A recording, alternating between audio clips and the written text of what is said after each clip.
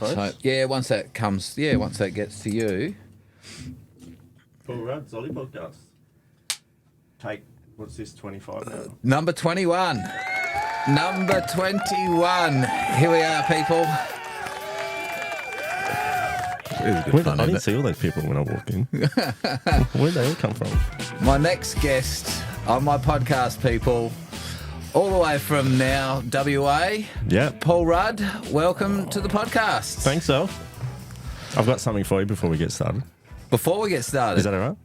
Yeah. Oh, well, okay, sure. Is all that right. okay? Yeah. All right. This is exciting. It is. This is live, people. This is going to be one of the best moments of your life. This is very exciting. I'll build the anticipation. Well, no, you've been into in the biking world for a long time and done a lot of amazing things. And I just thought I wanted to present your badge. You finally made it. Oh, what's this? What's this? Sons of Arthritis, the ibuprofen chapter. What's this? Ibuprofen. That is killer. Me and my misso found them in Freo That is ages killer. ago. It's funny. What a killer. Here, I'll put that. Yeah. I'll put that in there. And so what, do you make this badge? No, I found them in Freo down at the Freo markets. That's a cool patch. That's a cool patch. I got like 10 of. There's about 13 of us in a group, so it's a very elite group, mate. All right. And you get 10% off fuel at all servos with that badge. Brilliant. Heaps of stuff you get. This is very exciting. So make sure you take it everywhere with you. Very happy for that. Yes. Everyone else is happy too. Cheering. Cheering. Thanks, people. All right.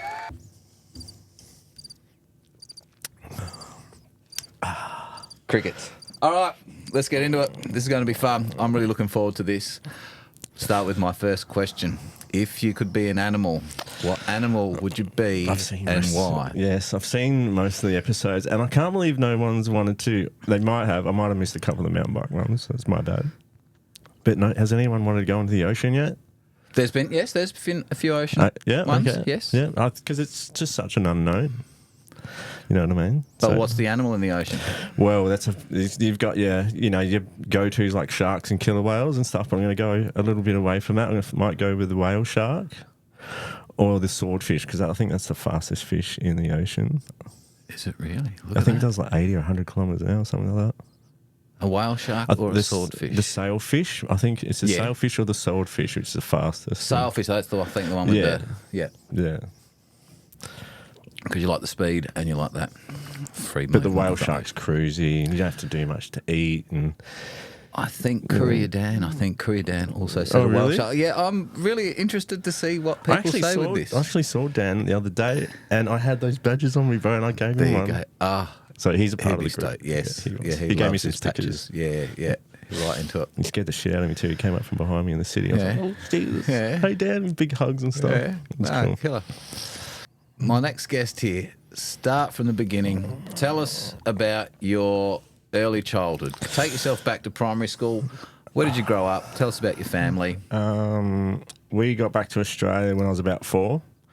We grew up in Hackam at the top of the hill of the Lakeside Leisure Park, right at the top of the hill there. So that was amazing. My next door neighbour, me and Byron, we would, when the workers would go away, we'd ride down the toboggans there and the go-kart tracks. This is just as it was getting built, so it was all fresh, and we'd go down there on our bikes and whatever. But so it was all Hackam West Primary School, and then Year 7 Aberfoyle Park, and then my mum remarried, and we started moving around. So I left Adelaide around Year 7. Year 8 we went to Borneo, and I did school in Brunei, which was interesting, to say the least. Saw lots of cool stuff, but being to school and you're the only white kid in an all-boys school, I think there was a couple of internationals. Year 8, so you're what, 13, 14? 13 or something. Yeah. So Mum had to put me into karate lessons and stuff. It got pretty interesting. And then we left there, went back to Sydney, so I went to Strathfield High School. Hang on, pause there a minute. So what, bullying and... Yeah. Like you made friends? Like you made good friends as well? No, me and the internationals just stayed together.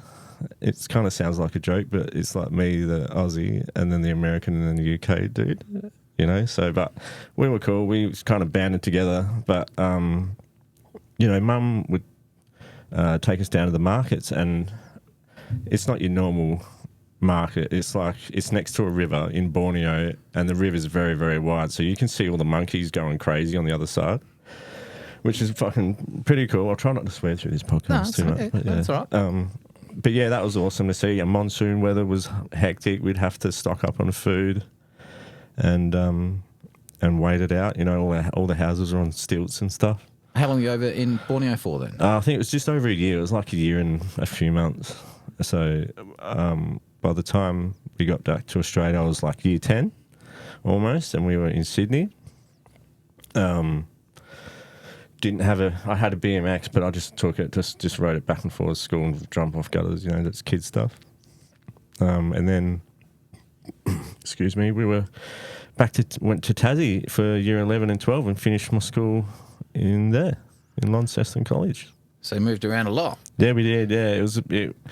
I'm a bit of a homebody, you know, I like being in a spot for a long time, but you know it was now good. that you're older, now that you've got the choice of but I wouldn't change it for the world. It was good to see a lot of Australia. Like I've lived in every state except for Canberra and Darwin, you know, so I've got to see a lot of Australia, which is beautiful. And WA beaches are just phenomenal. Like they're so good. That's where you've landed now. That's where you call I met my home. misso in Queensland, bro, and at the RSL Caloundra. And we've been together for seven years coming up now. But yeah, I was there for a mate's going away party, and I had a few bevies, and no one was dancing on the dance floor. And Michael Jackson's Thriller or Billie Jean came on or something, and I'm like, yes. So I'm up there trying to do this fucking terrible moonwalk, and I could just feel someone pointing and laughing at me, and I looked up, and there she was in this black, beautiful ball gown dress, and like, oh man, she looked so hot, and I was like, oh yeah, she's pointing at me, this is awesome. So I went over there, and we chatted, and we went out for a ciggy, and she mauled my face with these sloppy kisses, and I was like, oh my God, you're so hot and awesome. And that was it. And we did a year of long distance from Queensland to Perth. How long ago was that? 7 years ago. 7 years ago. Yeah, we're coming up 7 years now. I can't believe she stayed with me. Fell in love. Imagine hanging like out with me every day, Zoe, for 7 years. Like that, hey? Yeah. I don't know how she's done it, bro. Well, let's keep you young again. Let's keep you in your school years. Yeah. Moving around a lot, was good? How did you build friendships? Like, was that difficult? Did you keep friendships through that moving? The only friendship I have still today is with Byron, which is my next door neighbour, and at the top of Hackam there. But no, during school, I do have a couple of mates that I'm still friends with, but not many. Like up until year 11 and 12, I was a bit of the weird kid. Like almost autistic, almost, you know what I mean? But like not, but just like keeping to himself. But got picked on. But you know, I'd always be fighting. It was just a bit of a. I don't know what kids are like these days, man. They have no filter, you know. Did you have brothers and sisters? Or? Yeah, I had a sister. She's 6 years older than me. Jennifer. She's awesome. She beat cancer too, which is cool. Yeah, very good.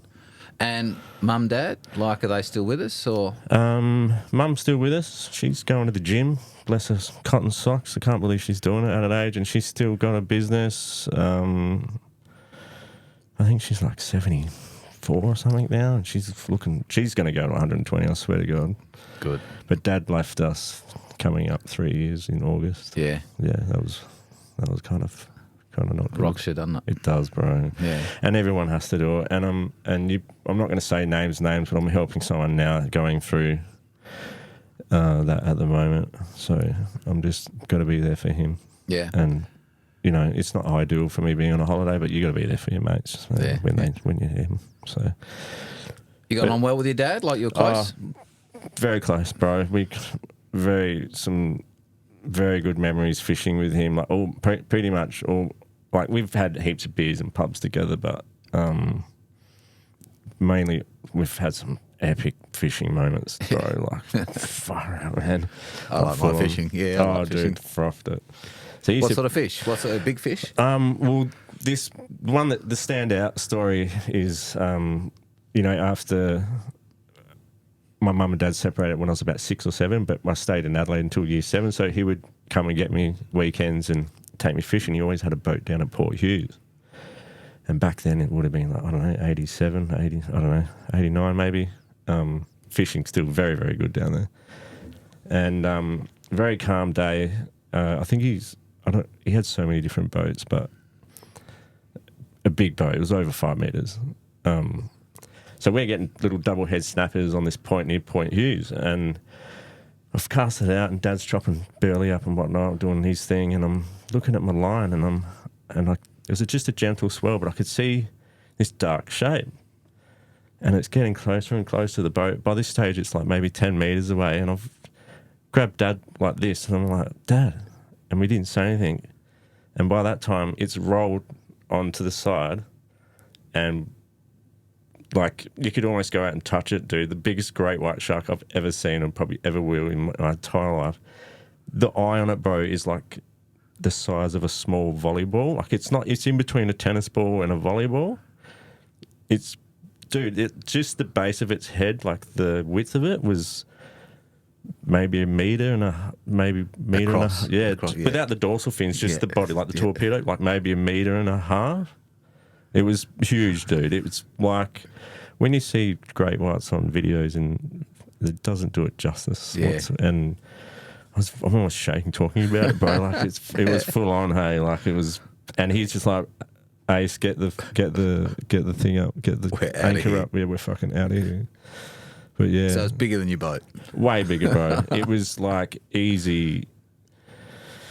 Oh man, it was fucking scary, dude. And it was like you could see its eye coming up, peering up. It was only about that deep. Yeah, okay. Oh, man, it was full on, bro. Exciting. Exciting. That's and one of the scary. standouts. Yeah. And a yeah. PB flathead, which was 97. He helped me catch that. Yeah. Yeah, we didn't know it was female, and we kept them. They ate it. Okay. They're tasty. You're supposed to put Love the it. big girls back. You still fish now? In Perth, it's just different to Queensland because I stayed in Queensland with Dad before he passed away for a long time, so I was used to that style of fishing. Yep. But here, I have gone out a few times, the boys on the boat, and got dewies, which is not our dew fish here in SA, like the big long things. WA dew fish are like a high profile body fish and quite thick, and they have like these black bands on them, but they're silver. They're delicious. Good eating. Yeah, very good. Especially catching it fresh. Yeah. Schooling. Did you like school? Were you good at school? What were you doing? Art, I was good at. Maths and science. English, didn't care about it. Anything else, didn't care about it. What do they call it? PE, physical. Yep, Yeah, PE. yeah, did that. Played,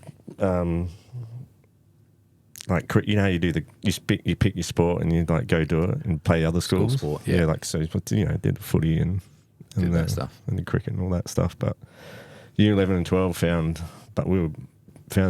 myself in the B side of the college team basketball. This in Tassie? Yeah. Yep.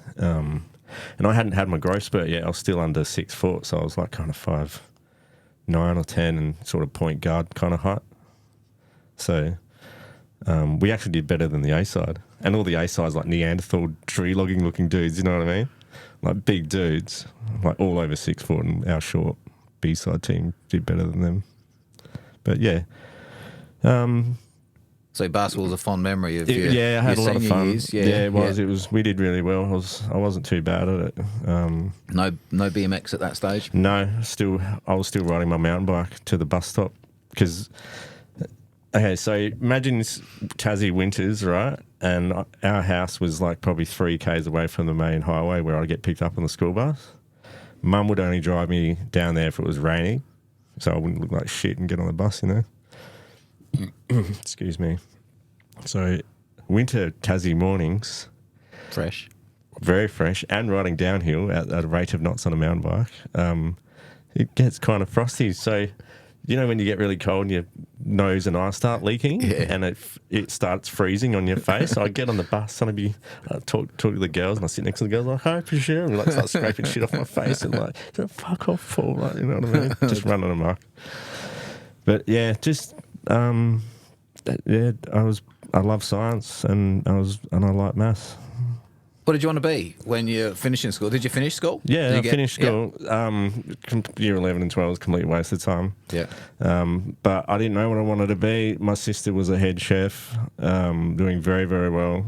She did that for a long time. Both my mum and sister are very good cooks. And they've got that Southern American in them, so everything's deep fried and delicious. Yeah. So yeah, I was like, follow my sister's steps. Maybe that's. I had no idea, bro. Who at that age wants? How do you know? You know what I mean? So yeah, I did catering courses and business maths and all this crap, and it was just the biggest waste of time. And then I left home as soon as I finished year 12 and went back to see his dad. So you left Tassie and you moved back to Queensland? No, I moved. Dad was still in Adelaide. Dad was still in Adelaide, at this stage, yeah. So I was not having a good time. I'm a young kid. We're on basically a 60-acre property. Rural property. And, there's no social life or anything. I didn't have a car. I was too young to have a car. You've just finished year 12 yeah, and you go, I want to live a bit more exciting life. Yeah, so I said goodbye to Mum and my stepdad and moved to Adelaide and took my mountain bike with me. So he's a mountain biker, everybody. He's a mountain biker. He's not a BMXer. I miss my Mag 21s. I've got to take the piss a little bit. Yeah, I know. Banter's good. Okay, yeah. So what year? Because what year was that? I finished school in 96. Okay. So yeah, 96. So I you came to Adelaide, 96. Came back home in 96, yeah. And I had a Shogun dark green thing, and the forks that came with it were like these Manitou fucking silver purple stickered things, like maybe 2 inches of travel. That was pretty good for the day. Yeah, it was. And then I was at Dad's maybe for about 3 months before shit went sideways, and but between that time I saved up some money, got some Mag 21s, and I thought I was the boss. Well, and where are you staying? Where are you back? Still down Hackam way, down south? No. So Dad was in McGill. Okay. So I moved back with him, and I was like, "Oh, where's some place to ride down?" He goes, "Oh, City Track, City Track's got some jumps down there." So I go down there every day. He actually tried to get me in the Air Force, and my BMI was not good enough. Everything else was sweet, like I would have, but he said, "Come back in a year and make sure your BMI," because I was still skinny, dude. Yeah. Still pretty lean, and so that failed. And then he tried to get me a job at Penfolds because he knew some crew at Penfolds up there. And I was like, "Yeah, I'll go," and ended up going down to City Track and just jump on my bike. And what was the City Track then? What was the track? It was. Here we go. It was still the same old layout when we had that first competition. Just a berm and a tabletop under the tree. It was a very long track that went in around the trees. You know how it was. Yeah, and then just all berms, wasn't it? Yeah, and then they had that fucking upgrade, bro. But that's a bit before. I've got a story that I need to tell you. Yes. So this is where I transitioned from my mountain bike to BMX. So I've got to put this story in a bit of context because this blew me away when this happened.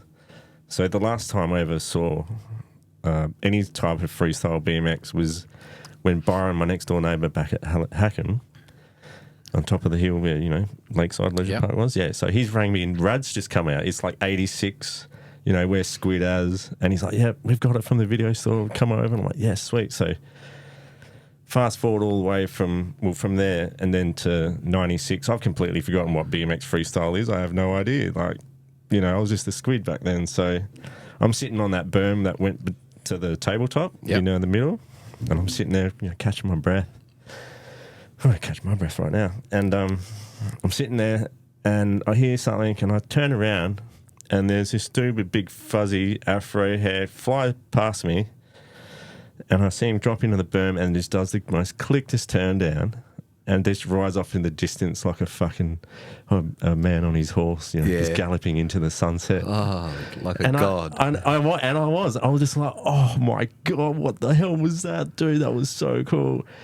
And I was hoping he was going to turn around, go around the other shitty berm there and come back, but he just sailed off into the distance. Can I have a guess who it was? We'll get there. You can, though, if you know who it is. Yeah, no, but you keep going. All right, so I went home and I was just like, kept not envisioning this turn down in my head, wondering what the hell it was and what it's all about. And I finally met him 3 days later, and it was Jared. And so we became quite close. And I told him, I've just moved here, and he's like, yeah, cool, man. Like, Jared was awesome, and he always will be. Jared's fucking. You need to get him on here, by the way. Yes, I would love to. Yeah. I would love to. Yes. So well, hopefully we're going to catch up after. Yeah, we will. We'll make it happen. So I was only at Dad's for like 3 months before he kicked him out. So Jared I was an innocent, I was an angel, mate, when I came to Adelaide. Weren't we all? I wasn't tainted from society yet. So Jared gave me my first fucking billy of nice weed, and I was like, yeah, I was getting stoned with him and riding bikes. And Jared showed me how to make a bong and stuff, and Dad fucking found it at the house, and he lost his shit, bro. He's like, you get out of the house, like, you're not living here with me, doing drugs, and like all this stuff. And next day, like, Dad gave me some time to find something. I was like, next day, I found Jared down at Town Track again, and because we didn't have mobile phones back then, you just have to rock up to them and hopefully they'd be there, But I was like, bro, I'm going to be fucking homeless, man. Bloody beer. And I said, dude, he goes, come with me. And he was living in a little unit in Malvern, just off Army Road there. Remember where the old Video Easy was? And then you had it's like a little apartment rise just behind the main shops there on Army Road. It's like, yeah. So he was living in there. And the first week of me moving in, he's like, Paul, you gotta get rid of this mountain bike, man. I'm like, yeah, let's do it, bro. So we rode into the city like the next day. I can't remember if it was JTs or Supers. And Trav always gave me hell banter over the following years. Like, Trav's a sick cunt. Anyway, so yeah, I can't remember where it was, but I traded in the mountain bike and got a Super Goose Mongoose. It was like the alloy, the new Super Goose, like the brake cable used to go through the top tube. Tech. Yeah, bro, full tech, and it was alloy, and I'm just like, I had no idea, you know what I mean? Like, so for what you were going to do with it? Yeah, like, I didn't know if it was going to handle the abuse, and I actually broke it at Frank Smith fucking the dam jump. Yeah, the dam jump, yeah, like full cracked all the head tube and everything. I don't think it was only like a month old. Bikes have come a long way. So yeah. I fought hard for parts for a good year. Okay, go through some of your bikes. Like, okay, so your first bike didn't go so well. No. First BMX. And then I found some old shitter frame and just put everything on the parts of that onto that. And then that's when Maddie was starting to get some decent, well, not S&M stuff, but like, some things would last okay, but it got to the point where I'd be like, sawing off broom handles and hammering down the steerer tube, and then getting hose clamps around the bottom cup of the race. You know what I mean? So you had to kind of MacGyver some stuff for it to last. So I did that for about a year, and then that's when Matty started getting in all the S&M stuff. I think it was around 97-ish. And where was he? He was in Megabike then at that stage, or where would he be getting that stuff through? Yeah, he was the one on King William Road there. Yeah, Claude, 90s. Yeah, because he got the blue. I think it was blue. Yeah, he got the blue dirt bike, not the next gen, because the next gen came out in 98. But he had, and then I was like, "Yep, get me one." And I think we were the first 2 people to have S&Ms in the state. And I got the chrome one. And because there were some brands back then that were just like, there's 2 or 3 brands that this is what you want. Yeah, you had your standards, your FBMs, and S&Ms, and they weren't cheap. No, we're young kids. Yeah, I was on the dole. Bro. I was on the dole. I didn't have a job until I was like 20, 21 or something. Like, it was just me and Jared, just flat out BMX, man, just practicing, digging. like lived it and breathed it, like no jobs, just doing it hard and loving BMX every day. Where there's a few places. So let's keep you at. So you finished school. You've come to Adelaide.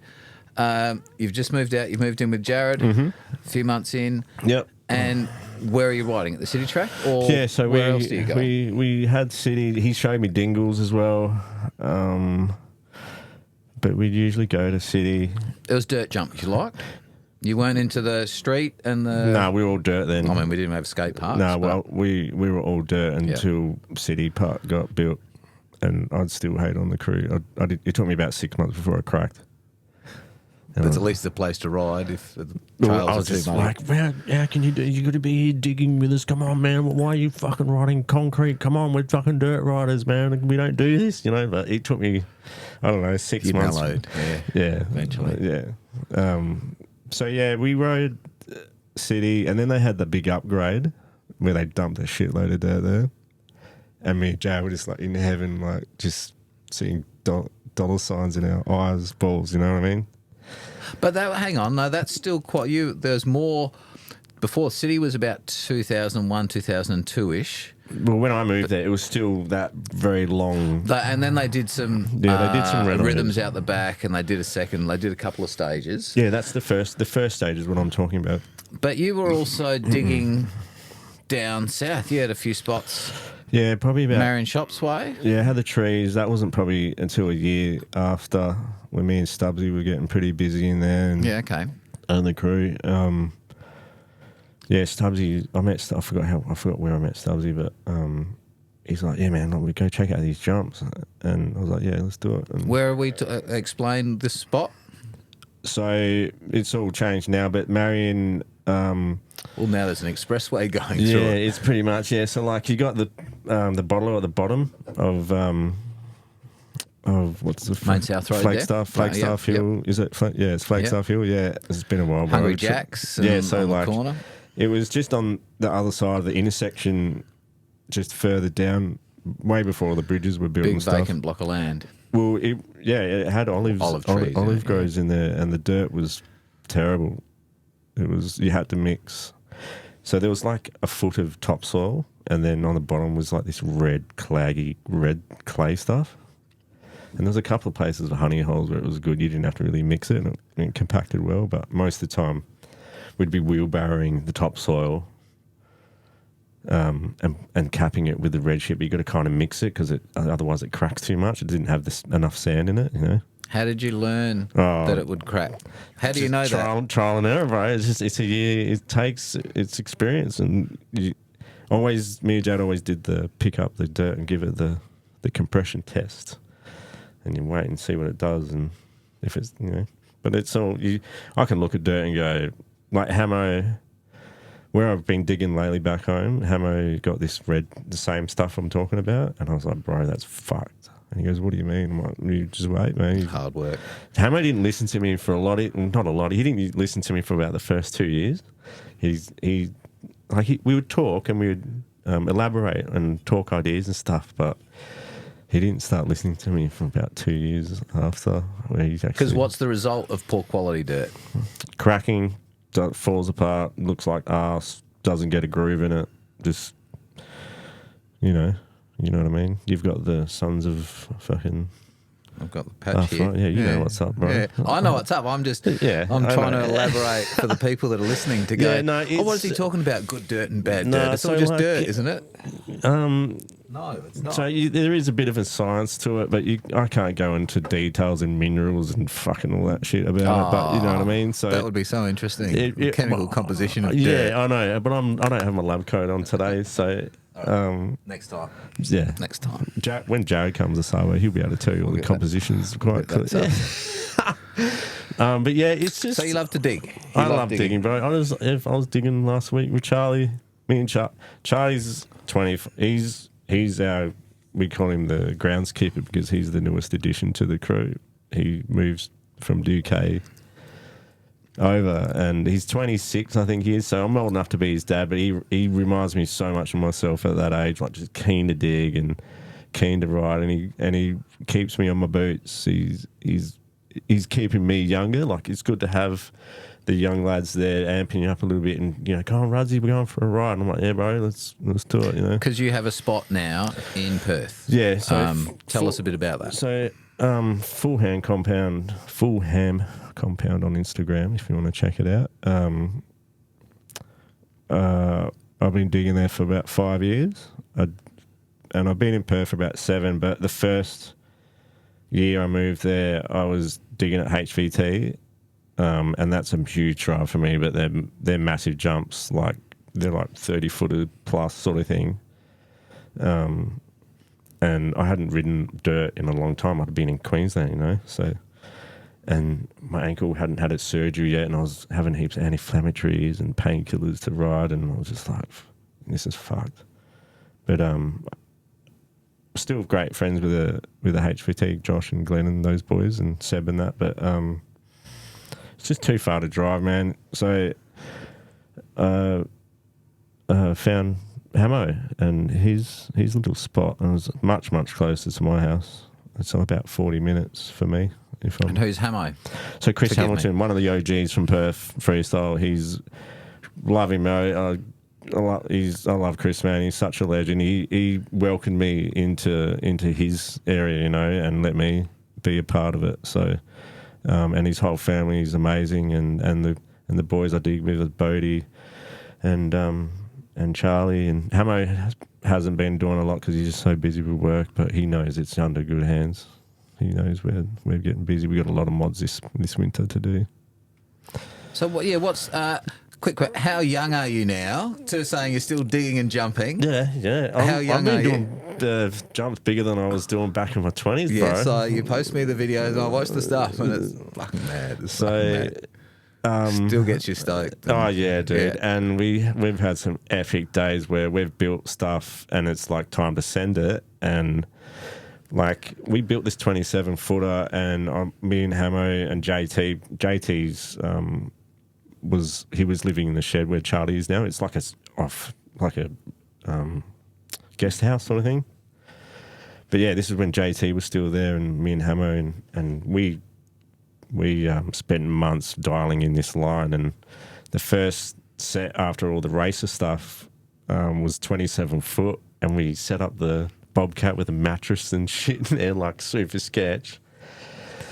And we just couldn't get the speed, so we changed it to 24. So who's testing? It was me, Hamo, and Zach that day. And Hamo was the only one to stay on his bike. I went too high and just looked down. I was like, nah, this isn't happening, and binned it. Yeah, but Hamo stayed on his bike, but his ankle paid the price. Yeah, okay. But it was a big jump. It was 27 foot. It wasn't small. So we had to dial that down for the next one after it, which was going to be over 30. But we could, because Hamo wanted this vision in his head of having 30-foot jumps, and we were like, yeah, let's get it done. Like, fucking scary, dude. Like, it's not on a little bike like that. It's it gets the blood going a bit. It's good. And it's a lot of work to make dirt stand up. Yeah, well, the dirt's we get our dirt trucked in. So, okay. It's a private property. Yeah, it's a private property. So okay. So he pays for good material. No, or he gets access to good material. So the tippers, if they're getting land based, they have to pay to get rid of it at a landfill or something. So if someone rings them up, go, you can tip it here for nothing, then win-win, you know what I mean? But he can get shitty stuff in there too. Yeah, we do, but Hamo or whoever checks it is make sure it's all G's, so we just don't get randoms coming up here with crap. Bitumen in it, yeah. Like the city track was. Yeah, bro, wouldn't want to stack on it in a hurry, would you? Like we'd get it, because in his property it has heaps of coffee rock under the ground, which is, I don't know if you know what coffee rock is. It's like, looks like an asteroid. It's got heaps of little holes and shit in it, and there's heaps of it. So we can't dig into the ground too much. So that's why we get it trucked in a lot. But me and Charlie's been using this honey, man. It's fucking awesome, mate. It's like, it's just perfect, dude. You don't have to do anything. You just pick it up, slap it in, and it's just like so good. Same as Collie's dirt. And so how often are you digging today? Well, on your average week? well, It depends on the weather and... yeah, Charlie likes to dig even when it's pissing rain, but Pretty much every day. Before I came to Adelaide just last week, I was up there for 3 days before I came. Yeah. And we smashed out a fair bit. Didn't really dig on the last day because I had a mural to do the next day and I didn't want to be super sore. Climbing up and down fucking scaffold all day. Yeah, because that's something you're into, your artsy stuff. Yeah. Murals. Yeah. You've been doing that for a while. I have, yeah. On and off? That's consistent or? I don't post all of it because some of it's just little shitter jobs, but I'll post the good stuff. Yeah. But How long have you been doing that for? And what are you doing? It kind of started with graffiti and stuff, and then sort of ventured. I've always liked drawing not drawing, but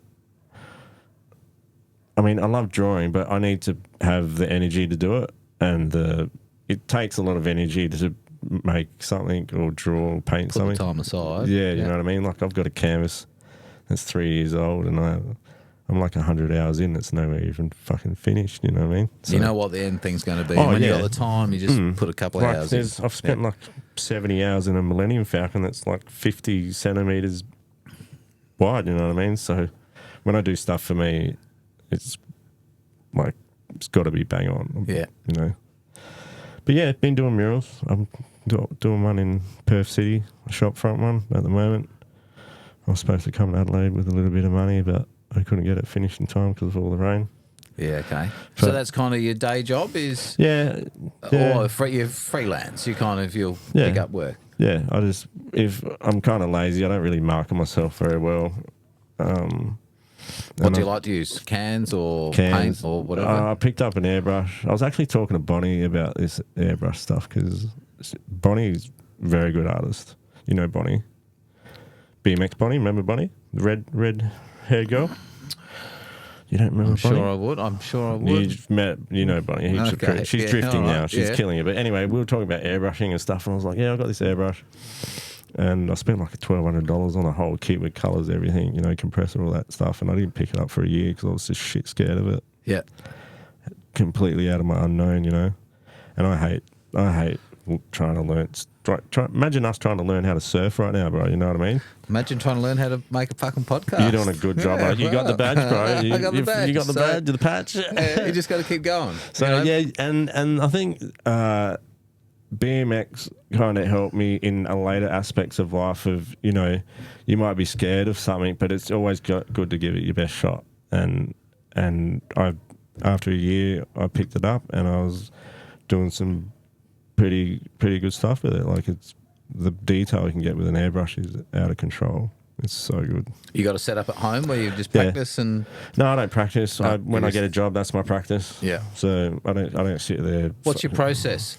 I come to you, Paul, I want you to paint me sunset with a dragon. So someone will message me and I'll be like, yep, do you want it realism or cartoon? And there'll be whatever. And then that fluctuates time and cost, obviously. And then I'll go over there and measure up the wall and go through some ideas with them. And then if they're all G with it, go ahead with it. So, do you remember your first big paying customer, like your first job where you really wanted to... this is important. Do you remember? No, the first someone's come to you when you're fluffing around with it for fun and then, actually, this is pretty important. Paul, you've got to do this. They've given you the brief. It's got to be spot on. Are you nervous? Did you deliver on that? Do you remember one that made you nervous? Things that I haven't done before make me nervous, but I know I'm capable if I just give it some brain power. But I think there was one, it was for a sports centre, and what was there already was terrible. It looked like a 10-year-old who did it with crayons, you know what I mean? And he goes, yeah, I need to get this done, you know, within a week. You know, he's released this massive sports centre in Mandurah, and their local volleyball team is like the Rays or Mandurah Rays or something. So, yeah, I had to punch that out, a manta ray underwater scene, and I'm just flicking through pictures on Google for cool shit with manta rays that I can paint, you know, and found one. I might double fisting with Astro Caps. Astro Cap's like a cap where all the paint comes out very fast and wide and thick. So I'm like double fisting fucking Astro Caps. I was covered in blue, man, like just from head to toe. Just Miss Linda, my partner, she would have to go out and get new shower puffs every couple of days because they just turn into paint puffs. You know what I mean? Like, it was terrible, but I smashed that. I got that done in 5 days, and it was like 14 meters wide and about 7 meters high. Because it's freestyle. You don't have to look at something or a reference and go, oh, I've got to do this and paint it there. You can just, it's the ocean, you know. You can put a piece of reef wherever you want. Yeah. Or, you know what I mean? So I got it done pretty quick for the size, and that was like $6,000 for 4 days work. And was it the scale of it that was the step into the unknown? Because you painted so big. You got to get it's all about proportions. Big. You have to get your proportions right, and if you don't get your proportions right, it just looks terrible. And the time it takes to fill that space, I'm guessing. So, you know, how long does it take? If you got both hands painting, you know, it's. Did you get started and you're going? Oh, you're a day in and you're going. Well, I need to pick up the pace. You always start with an outline. You start with an outline, and then once your outline's done, you start from your background forward. How did you put your outline up there?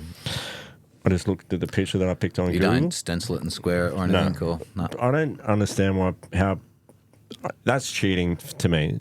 Like if someone put up a projector on the thing and traced shit on that's cheating to me. If someone put a grid, there's these apps on your phone that you can get, right, and you do little doodads and shit on the wall and take a photo of it, and then it transplants the image that you want to put on the wall on top of the doodads. Yeah. So when you look at the doodads, you know what each line needs to go, and to me, that's cheating. You're either freestyle. I'm an old school artist. Like I don't need the fucking tech, bro. I think it's a waste of time. Yeah. Who wants to? I'm fascinated. Like when the people spray the wheat silos. Like how do they make that? Yeah, I've got Maddie. I know Maddie. That did the one out near the port. Fucking somewhere. That stuff's amazing. It is just. And it's not cheap to hire those EWBs, bro. Yeah, all your scaffold and lift towers. And the EWBs, bro. That's like $1,000 a day. Yeah. So, I have heaps of fun doing it. It's good. All right. Jump us back to a bit more BMX. BMX in Adelaide. Who were some of the crew that were? You mentioned Jared. Yeah, so Jared was the first. And what was the emerging scene like? Because there's different guys. Once you realise you meet one person, you meet two, then there's another group over there, and there's a few definitely. more here. So Jared had been riding, I think, a couple of years before. I was green. I was completely green. I was noob as. Didn't even know the names of fucking tricks and shit, you know what I mean? So it was Jared, and then at Town Track, and there was a guy called Dom that I remember, Dominique, and he was doing like 360 tabes out of the berms that we dug out the back of Town Track, the fly out, you know? Yep. And then after Town Track sort of days, I started digging at the trees, and the bottom, there was... bottom? Yeah, it's like... There you go. Well, I started digging at the trees before the bottom, but both our crews sort of went to and back and forth throughout the years. But crews? Who were in those crews? Yeah, so there was the McGarrys, rest in peace, Tom. There was Tom McGarry, there was Ben Fanner, Toby, Tom, Bonnie was digging with us and stuff as well. Paddy was there. Dwayne. It's a long way back. It's a long way back. Sometimes put people on the spot with names. Yeah, there was a lot of us, like probably 15 of us on a good day, you know. So, and was it what you were doing? Were you allowed to? How did you? Well, navigate the council took notice of the bottom, and Which was where? Coromandel, if people in Adelaide, but yeah. If you the little where the bridge is crossing. Well, it's past the McGarry Farm orchard, and you go past the deli down there, where all those little group of shops Now there's are. houses there now. Oh, really? I think they've put a house on that property. Because that's a lot of land. Crazy property, yeah. That's a lot of land there, dude. There was a few shops there. Anyway, it's like, and then where Back you in go. Coromandel Valley, Yeah. you found a vacant block of land on a steep hillside with a creek at the bottom. Yeah, it was perfect, but it would have been awesome if it was just a little bit longer. Because that's just my opinion, but it was very rocky, like the shale rock, the shoal rock, I think it's called. It's like the thin river rock stuff. Heaps of that everywhere. But yeah, the bottom was alright. It was pretty good. How many people were digging there? Because that developed into a lot of jumps, like a lot of work. That was years and years. Do you remember seeing the massive pit that we dug? Dug a big pit, like a little quarry. And Yeah, it was. We went through like 3 mechanical rotary hose in that hole. Like, oh man, like we spent a lot of time down there. I try to keep the trees alive. So, and that's when me and Toby started fucking being disrespectful to each other. And and then by that stage, the trees was still cranking, but the bottom was pumping, and then you've got stuff further down south, like down at Hackam, where we had the Metal Rhythms and in the Almond Grove in there as well. Yeah, so. Oh, the Olive Grove, was it? I got fond memories of the Pines, actually.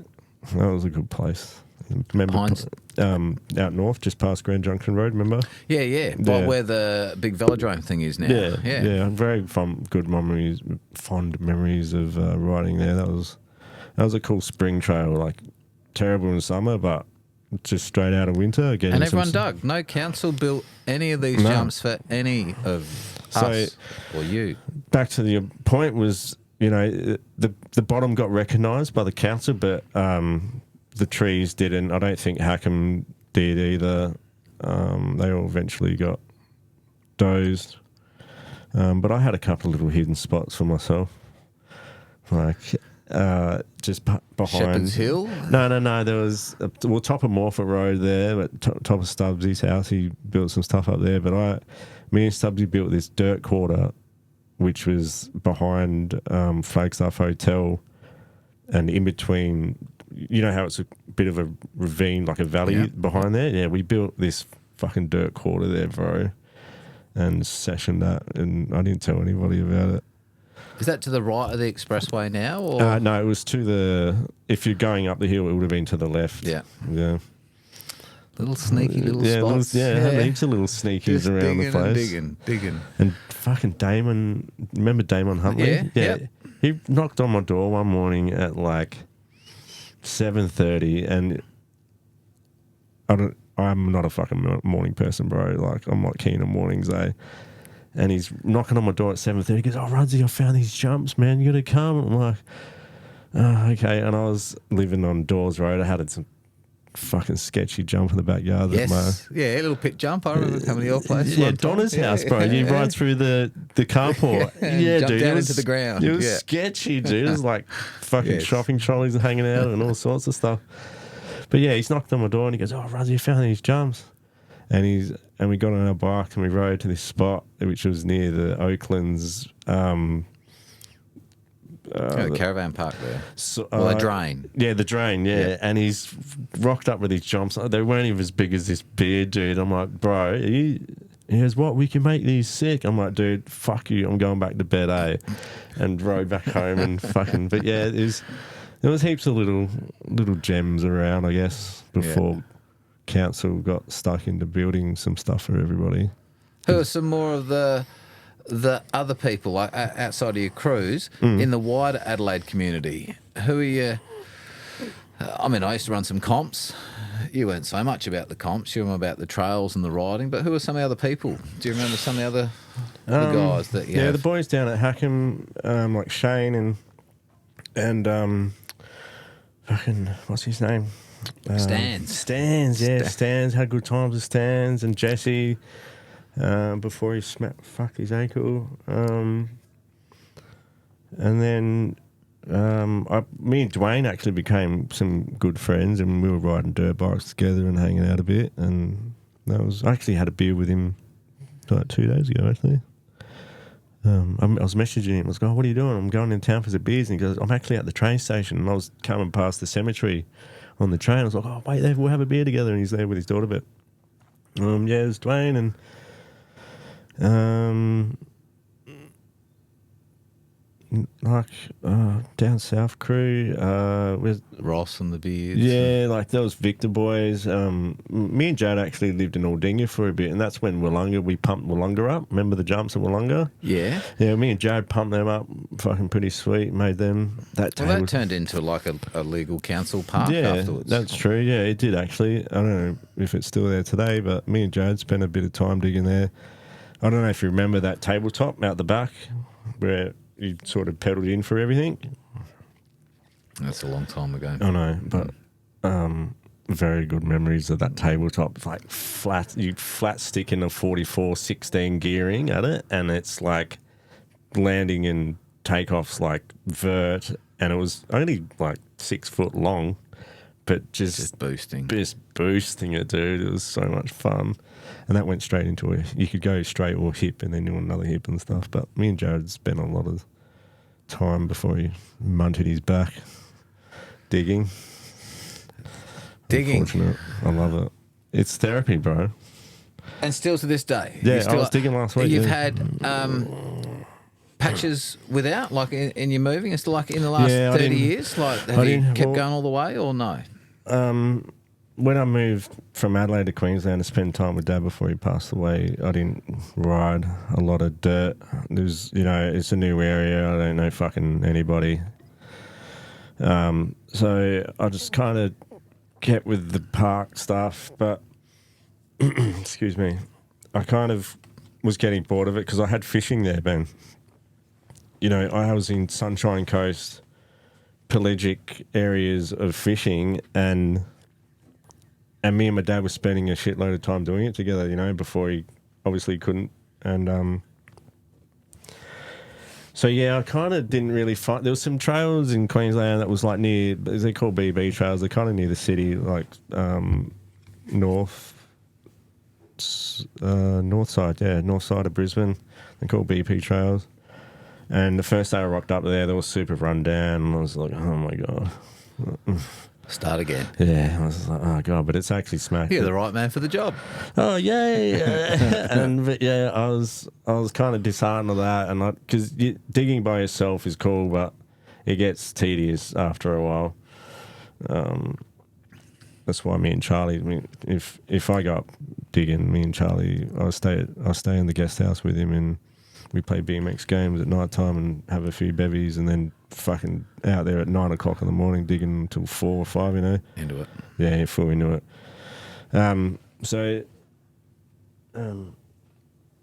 What was the question again? Oh no, I actually need to go do a wee break. So Really? Yeah. Well, my room might pause for a minute. Yeah. And take a... All those back people, then, and all now the people left. doing it I again can't hear now. all the cheering anymore. Yeah, we'll get the cheering back again. Sully's back, yay! We're back. Yeah, hey, I'm back. Hey. Fuck yeah. Part 2. My brain's overheating trying to remember all this stuff, hey? Just had to have a quick little wee break there. We're back, people. We're back again. Paul Rudd here. BMX legend from South Australia. Injuries. Let's go there. Oh, God. Tell us about What, the an injury. worst ones or just... What comes to mind if I say the word injury? So, Town Track got me pretty good one day. Almost fucking died. I was learning my opposite tables and got stuck in the the position or whatever, and went down, ruptured my spleen, and was unconscious by the time I got to the hospital. I was living in this halfway house for government for homeless people and stuff, and I remember getting there, and then that was it, and it must have collapsed or something, and then I don't know. They took me to hospital. You're riding by yourself? You're riding by yourself when you injured yourself? No. I think Jared and Toby were there, and when you rupture your spleen, you get this like a stitch sort of feeling, which starts off with a stitch, and then it gets really fucking painful to the point where I should do something. So yeah, I can't remember exactly who was there, but there were some people there. But I said I have to go, man. I'm going to go back to the halfway house. Excuse me. And I woke up in hospital, and fucking I'd lost like 2 liters of blood or something. So that took me a little while. But And this is the age where there's how many people around you that really care about, if Paul's lying down, or have you got good close people beside you? No, Dad just kicked me out of the house, bro. I've got Jared and like not me. The 18, 19-year-olds. Yeah, I'm living on my own, finding out what the real world's like, and trying to deal with it. With no, support and stuff. But yeah, that was heavy, like pretty bad. And what was that? How did that result? Did you have surgery or? No, they didn't. They just let it heal. Like I was in hospital for a while. For like a week, I think it was. Well, they just keep an eye on me and letting it heal and draining the blood and all that shit. And then just other stuffs like knocked myself out on City's big sub box one day. Need some stitches in my head from that.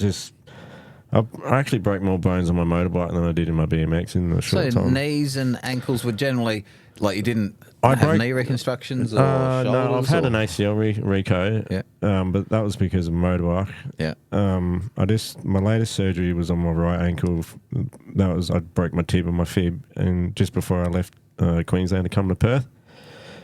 And Lyndall, after seeing the x-rays, her mum is an ex-nurse, so Lyndall knows what to look at and stuff. And she's like, you should have got surgery the day you broke your ankles. I fractured my tib and my fib pretty badly. But it wasn't until a year later that I got surgery on it because the arthritis was fucking so bad, bro. Like, I sold my BMX. I didn't think I was going to ride again. Like, I was pretty depressed and devoed, like, this is it for me. Like, I just couldn't handle the pain, man. So when I got surgery, my surgeon actually, his name was Ricardo. Do you follow the F1s? Do you follow F1s? No, not so much, no. Anyway, so I was just busting jokes. I was like, I remember looking up at the lights, and before they put me out, I'm like, is Ricardo coming? I want to get his autograph and shit. And they're like, yeah. And I was fighting so hard to stay awake before he came in, but I was out. But that surgery fucking gave me a second life at it, bro. Like, my ankle is it's not even sore anymore. I don't have movement anymore in it, but there's zero pain pretty much. Even in cold days in Adelaide, man, I'm wearing thermals and shit right now, but perfect. I mean, just broken wrists, broken ankles, just normal stuff. But I think the spleen was probably my heaviest one, man. Yeah. And so going back to that, saying just after you moved out of home with your old man, yeah, you made up ground in the longer term, but those early days, like what was going on in those? Can we spend a little bit more time in there? What, when I left Dad's house? Yeah, when you left Dad's house, things didn't go always smoothly for you. Yeah, it was pretty up and down. I was staying with Jared, like I said before, at Melbourne for a little bit, but I think it was around 99 is when he did his back and he couldn't really ride properly. I can't remember exact same years, but I didn't really have a massive network of friends or people I could deal with, so I was kind of homeless in places, and I'd find a share accommodation in someone's house. I didn't really find my feet until I started working pretty much, man. Like when I was just dirty, ratty fucking BMXer that didn't want to work. I just wanted to ride my bike. And then once I started working, I was more stable, and I had money, and I was doing a job, like everybody else, like 9 to 5. It was actually 6 to fucking 3, but you know what I mean. Like, I think once I had my job and my cars, and then that's when I started finding my proper crew, like my graph crew, like my Dilsey. I actually met Dilsey one of the first days. Jared took me back to his Malvern, because Jared and Dilsey have been friends forever. And I'm fucking Dilsey, man. Dilsey? Who's Dilsey? So Dylan, he didn't ride bikes. He used to rollerblade back. Very good rollerblader. Like, you see most rollerblades and they make it look kind of shit. Like, you know what I mean? It's all about style and stuff. Dilsey was just a style cat, man. He made it look fucking good. He made it look really good. But anyway, so Jared's taking me back to the Malvern thing. This is before I moved in. And Dilsey was there, and he was just giving me fucking evil eyes and just like, what the shitty energy, and just like, what the fuck's your problem, bro? You know what I mean? Like, I think he was a bit just fucking background people throwing fucking shit. Yeah, that's it. That's the settle down, cunts. Jesus. I'll turn that down. Yeah, that's it. Yeah. Fucking hell. Yeah. So, but me and Dilsey actually became best mates, like hip, joined at the hip. What was it? Like that. Magic. it was magic. Stop it.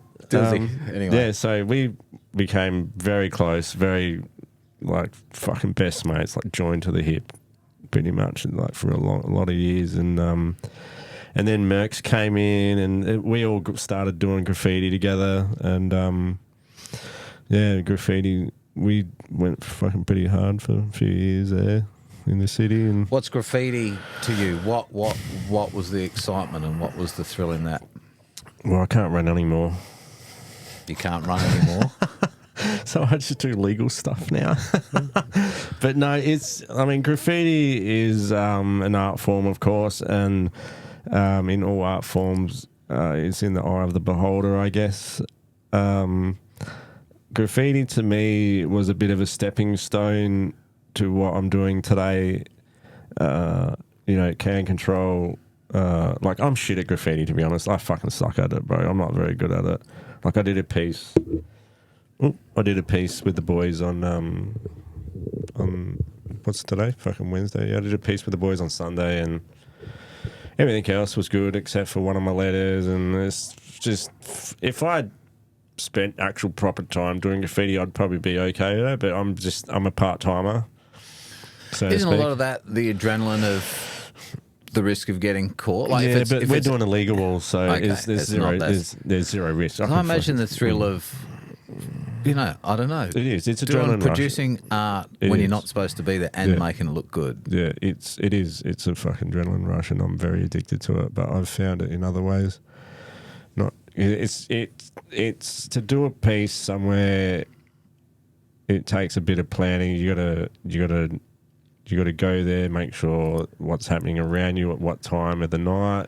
You gotta have a plan. Don't be dumb about it. Yeah, you gotta to do it like a fucking ninja and not being seen, and that's primarily what it's all about. You gotta be ninja about it, and but then you get days where you're pissed as hell and you're rolling down South Road with a mark and just tagging fucking everything and anything on bins and all sorts. Dirty, don't be doing that. Yeah, I know what I mean. And that's the side of graffiti, which is kind of. I'm not into that. Do you? Well, yes. I know, but I'm trying to explain for me, like, it's more of an adrenaline rush. It's not about the art. It's just getting up. Yeah. The thing about graffiti is you're making a name for yourself in that spectrum of people. Yeah. So, like, the harder you go, the more known you are, and fucking blah blah blah. I'm fucking too old for that shit, bro. You know what I'm saying? Like, I'm keen to do it. It's still out there.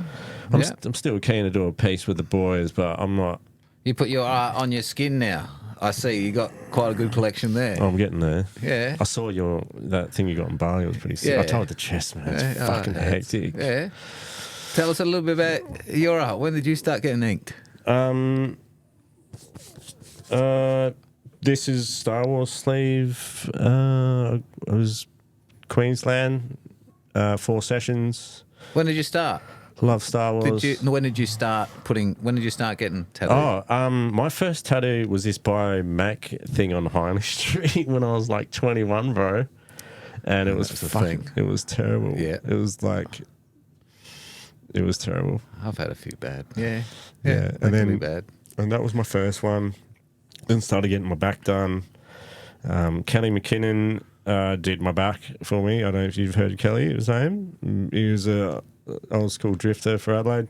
Very, very good drifter and turned tattoo artist. So he did my back for me. And then this is my, I've got a big Chinese That's new. That dragon. looks relatively new. Yeah, it's almost finished. It's probably like 2 years old now. Okay, yeah. But big head on my chest here. And you had that planned from the get-go?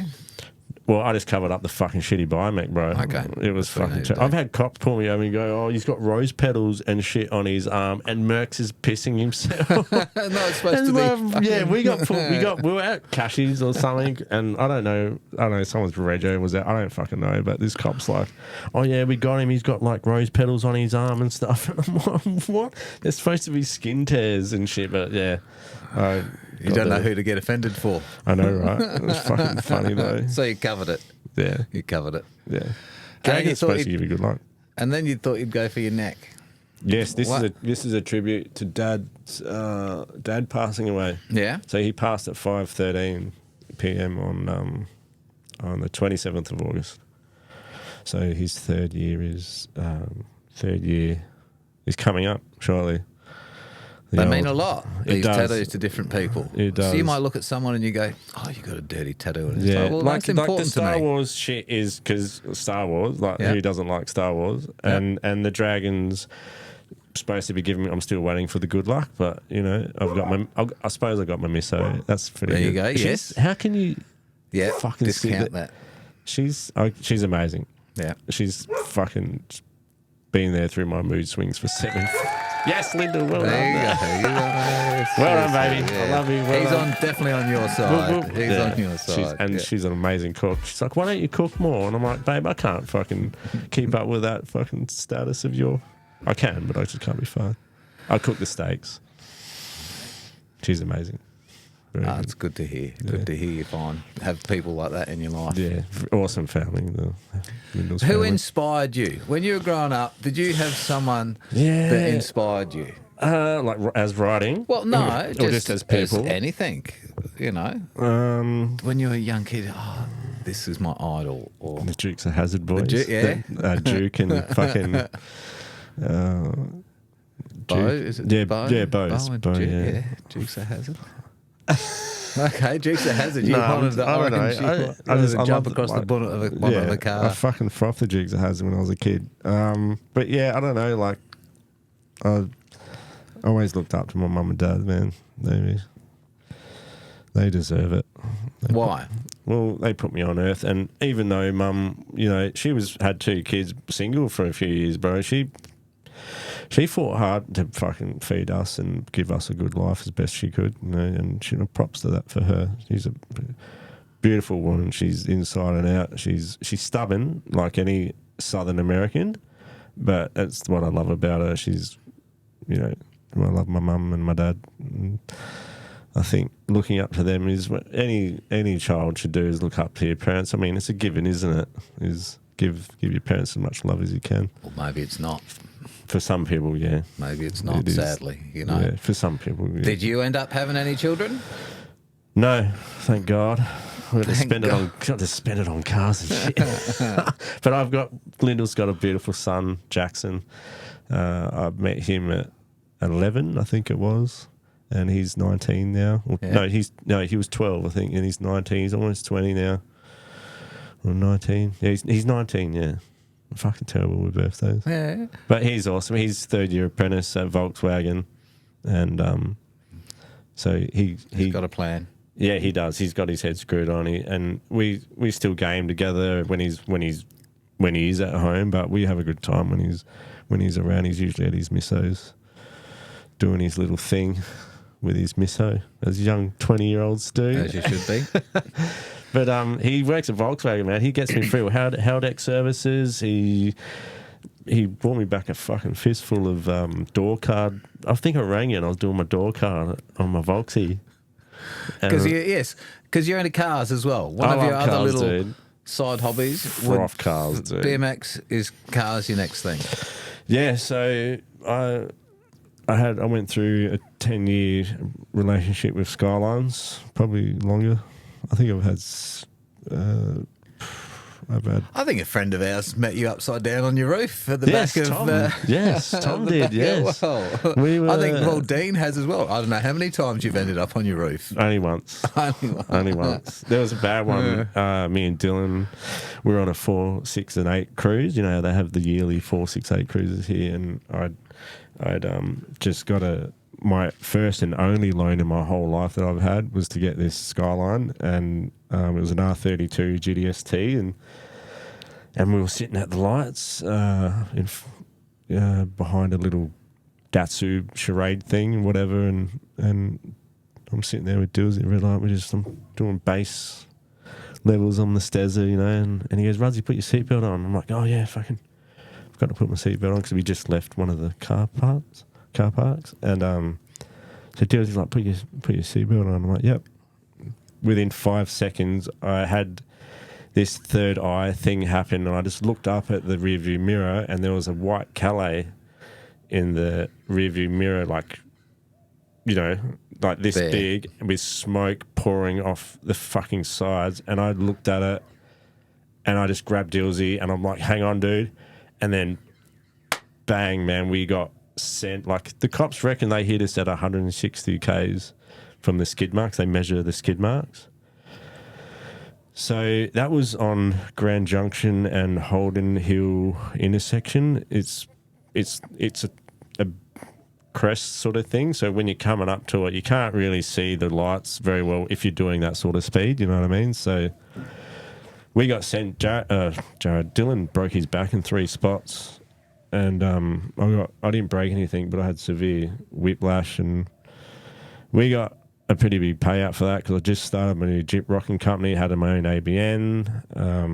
Me and Dylan were smashing out some houses, and within, I think, a month or so of me doing that, it all ended. And we almost got killed in a fucking car, you know what I mean? Like, if you edit this, I can send you the photo and you can put a little photo of it, what it looked like, you know what I mean? But yeah, it was very bad, but I got 110 grand payout for that, and bought a GTR and an R33. And I was like, how did that investment go? Oh, terrible. Fucking spilled. I sold the GTR because I could have bloody bought a house with it now, but you're having fun. Yeah. You're having fun. Yeah, it's like hookers, fucking weed, fucking cars. A few bad choices, maybe. A lot of them were all bad choices. Maybe except for the GTR, for I'd only known that it was going to be a half a house, but wouldn't change it for the world, man. You know me, man. I'm all about having fun and having a good time. You know, people say being successful is owning your own house and all that sort of stuff. You know what I mean? To me, is being successful is just being happy in the moment. You can't take it with you, can you? No, no one's going to remember you for your fucking house and all your cars and all that stuff. You know what I mean? I think for me in life, being successful is just ultimately being happy in the moment and where you're at. You could be on the fucking side of the road homeless, man, but if you're happy and watching the sun come up every day and breathing, bro, that's fucking success for me. Like, not everyone gets to live every day. That's right. Yeah, so that's me in a nutshell, I guess.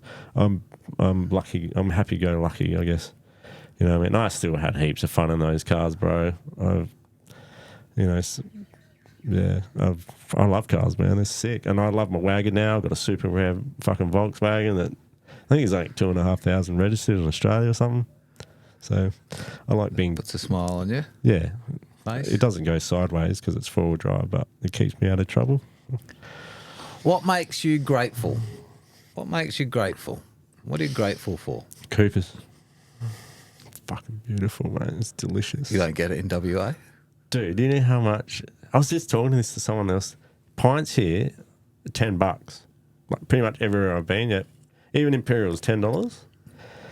Back home, they're like $15. I'm like, and I don't really drink a lot. Like, I don't drink every single fucking day, but if I'm doing something like this with mates or at a party, or I'll have a few bevies, you know, but love Coopers. But being grateful, I think, is just having what I have in my life with my family and just being happy around them. And I think family is a massive thing for people in life to be happy with, you know. You don't want to go through life alone. Some people enjoy it. I you know what I mean? I like my own time. Like me and Lyndall, we don't sit next to each other and watch shit on the TV every day. I'm in my games room fucking playing sim racing or, you know, watching trail videos or something, you know what I mean? Like, so even though she's there, I know she's there and we're all very happy family, you know. So I'm grateful for that. I'm grateful to still ride my BMX at 47, bro. Still sending, you know. 47, I was curious. I wasn't sure. I'm 46. I'm 47 on Sunday. So it'd be good if you can make the dinner. I will come in now. I'll definitely come in and help you blow the candles out. Yeah, it's a lot of candles. I don't even know if I can fit them all on the cake, bro. But yeah, I'm still grateful to throw a leg over, mate. Like I said before, this is a family show. We're not talking about what you're throwing a leg over. Sorry, I know you love you. I know you love your partner. We're not going there. Well, she's had her hip replacement, so there's not been a lot happening on that aspect, to be honest. But yeah, she's just going in for the next one though. Actually, very soon. There. Yeah. Got to help her. What's a really good thing? What's something that really makes you proud? You're looking back at you did something, making my mum and dad proud. Yeah. Even though, you know, like I said before, I don't own my house and all that crap, but I still know that my mum and dad were. Well, my mum and dad is proud of me. So, putting a smile on people's faces, bro. That's one of my bigs. You know, like even, you know, I've done jobs in my murals and some, you know, some fucking emotional ones, bro. Like, are you crying already? No, yeah, I'm getting a bit emotional myself. Right? I'll be fine. No, I'll be fine. So putting happy smiles on people's faces, I get a real kick out of, because I've done a few murals now where it's meant a lot to that person, and they've seen it at the finish and start fucking crying. It makes me cry, you know. Like I love it, bro, making people happy. So I think, you know, it doesn't fix for all the fuck shit I did back in my 20s, but I still love to love and give people some love, you know, and give them some smiles and stuff. You know what I mean? I do know what. Well, yeah, bloody, that's brilliant. I think it's amazing. To share my craft with somebody and make them happy to the point of fucking tears it's a blessing for me. You know what I mean? It's a gift. It's a gift. It is. It's a blessing, and to be able to share that with people is ultimately the best, and I'm very grateful for that as well. What about stuff that it doesn't always work? Have you got a shit moment or two that you'd be willing to share with us? A shit moment. Probably the worst was when I fucking saw my dad breathe for the last time. It was very hard. Like, I don't know if you've gone through your parents passing yet. I lost my dad too early. Yeah. Yeah. So you know what it's all about. But I was there with him until his last breath, and I held his hand the whole time. So that was a pretty fucking shitty moment. But any other ones outside that, I would probably getting sacked from one of my favourite jobs in Queensland was pretty fucking. I was spewing. I was bartendering on Alexandra Surf Club. So, and the surf club's like 5 meters away from the beach. So beautiful views. I had a great time doing that, and lost my job because of someone else. But yeah, I mean, I don't really get I don't really Can get. you elaborate on? Oh on well, does that what make you happened feel was shitty, I was downstairs and I'd cleared some plates and stuff because no one was getting. So I walked around and started picking some shit up and went down to the kitchen and I think his name was Dino. Yeah, it was Dino. And he's Rudsy, what's up? And I looked up and he's fucking sprayed me with the kitchen hose for cleaning the dishes off that year. Yeah. And I was just like, what the fuck? And I put the dishes going and we kind of wrestled with the hose. Yeah. And I got it back on him. I was like drenched the fuck out of him. Because one of the boys in the kitchen was filmed it and then fucking uploaded it. I'm going to stop swearing, eh? And then Don't bother me. I don't Fuck like this. yeah. I don't, fuck See, I'll do yeah. it, yeah. I'm trying not to swear. Yeah. But We're in it together now. yeah, I suppose. Yeah, and he uploaded it on Facebook, and the boss seen it, and I got the sack for it. It wasn't even my fault, bro. It was like, come on, man. But I don't really get tied up with things. I can't remember. I don't try to remember things. Good. I just try to live in the present and in the now, and you know what I mean. Like, That's why you don't have any grey hairs on your head, because you got that funny little mullet thing out the back that I've seen. That's for them. They can't That's not see for that. them right now. We're gonna wait at least Yeah, a little bit. You people probably won't get to see his haircut. It's terrible. Is I'm that, telling why are you you. elaborating on this? Why are you doing this don't know. to me? Why are you doing this to I me? just thought You're lucky I don't have my beanie. I know. Yes. Paul actually, Paul won the beanie. Like I did this little survey thing, and I've been talking with Paul for months. He's coming to Adelaide. We're going to catch up and we're going to do this. And then I did this little survey thing and I randomly pulled his name out of the hat and he just lost a beanie. So I didn't even fill out all the questions. I just like put a dot or a question mark because it was like 2 a.m. and Curdy stays up late. We're both night owls, you know what I mean? And I was like laying in bed going about, and I seen you, and I seen it. And I was like, fill this in. yeah, well, What do you got to lose? Yeah. And you got a beanie. yeah. I emailed the bloody Uber driver, and I was like, come on, man, just give us. I'm a winner. Yeah. I'm a winner. I'm a winner. We got winners here. No, We are chicken dinners, baby, Yes. all day. Yes. No sauce. No sauce. Where else are we going to go with this? What story should we tell? I want to tell a story of a loose time, which is one of my ultimate. It's up there with. I've got heaps of loose shit that's funny that happened, but this is a standout one. So it was me, Jared, I think Toby, and a few of the bottom crew. This is back when you could get fireworks still, right? Love fireworks. Oh, they're the best. So there's an oval off Unley Road, just as you pass Green Hill somewhere. I can't remember. There's somewhere around there. Probably the Sturt Football Club. Yeah, probably that. Yep. Yeah. So we were there, and we had heaps of Roman candles, and Jared had these like old school moto mag, like 80s BMX masks. Yeah. So we had this fucking massive Roman candle war out in the oval and shit. And I'm like full of Star Wars and shit, right? So, and I saved a couple for the car ride home, and we all got back in the car, and I'm like, all right, fucking, I'm lighting one up, and we were heading. What's that bottle near there? It's just. There's the Cremorne or the Unley. It's just off. It's just as you come past Green. It's like the first one. Probably the Unley. Yep. Yeah. So and across the road from that, there's some little restaurants and little eateries in there. So we're coming down the road at 60, right? And this thing's lighted and it's ready to go. And I could see a family heading into, I think it was an Indian place or something. And I'm like, this is all within 2 seconds, though, so it's very quick. So I'm trying to break it down in little increments, right? So I've seen them, and they're walking towards the door.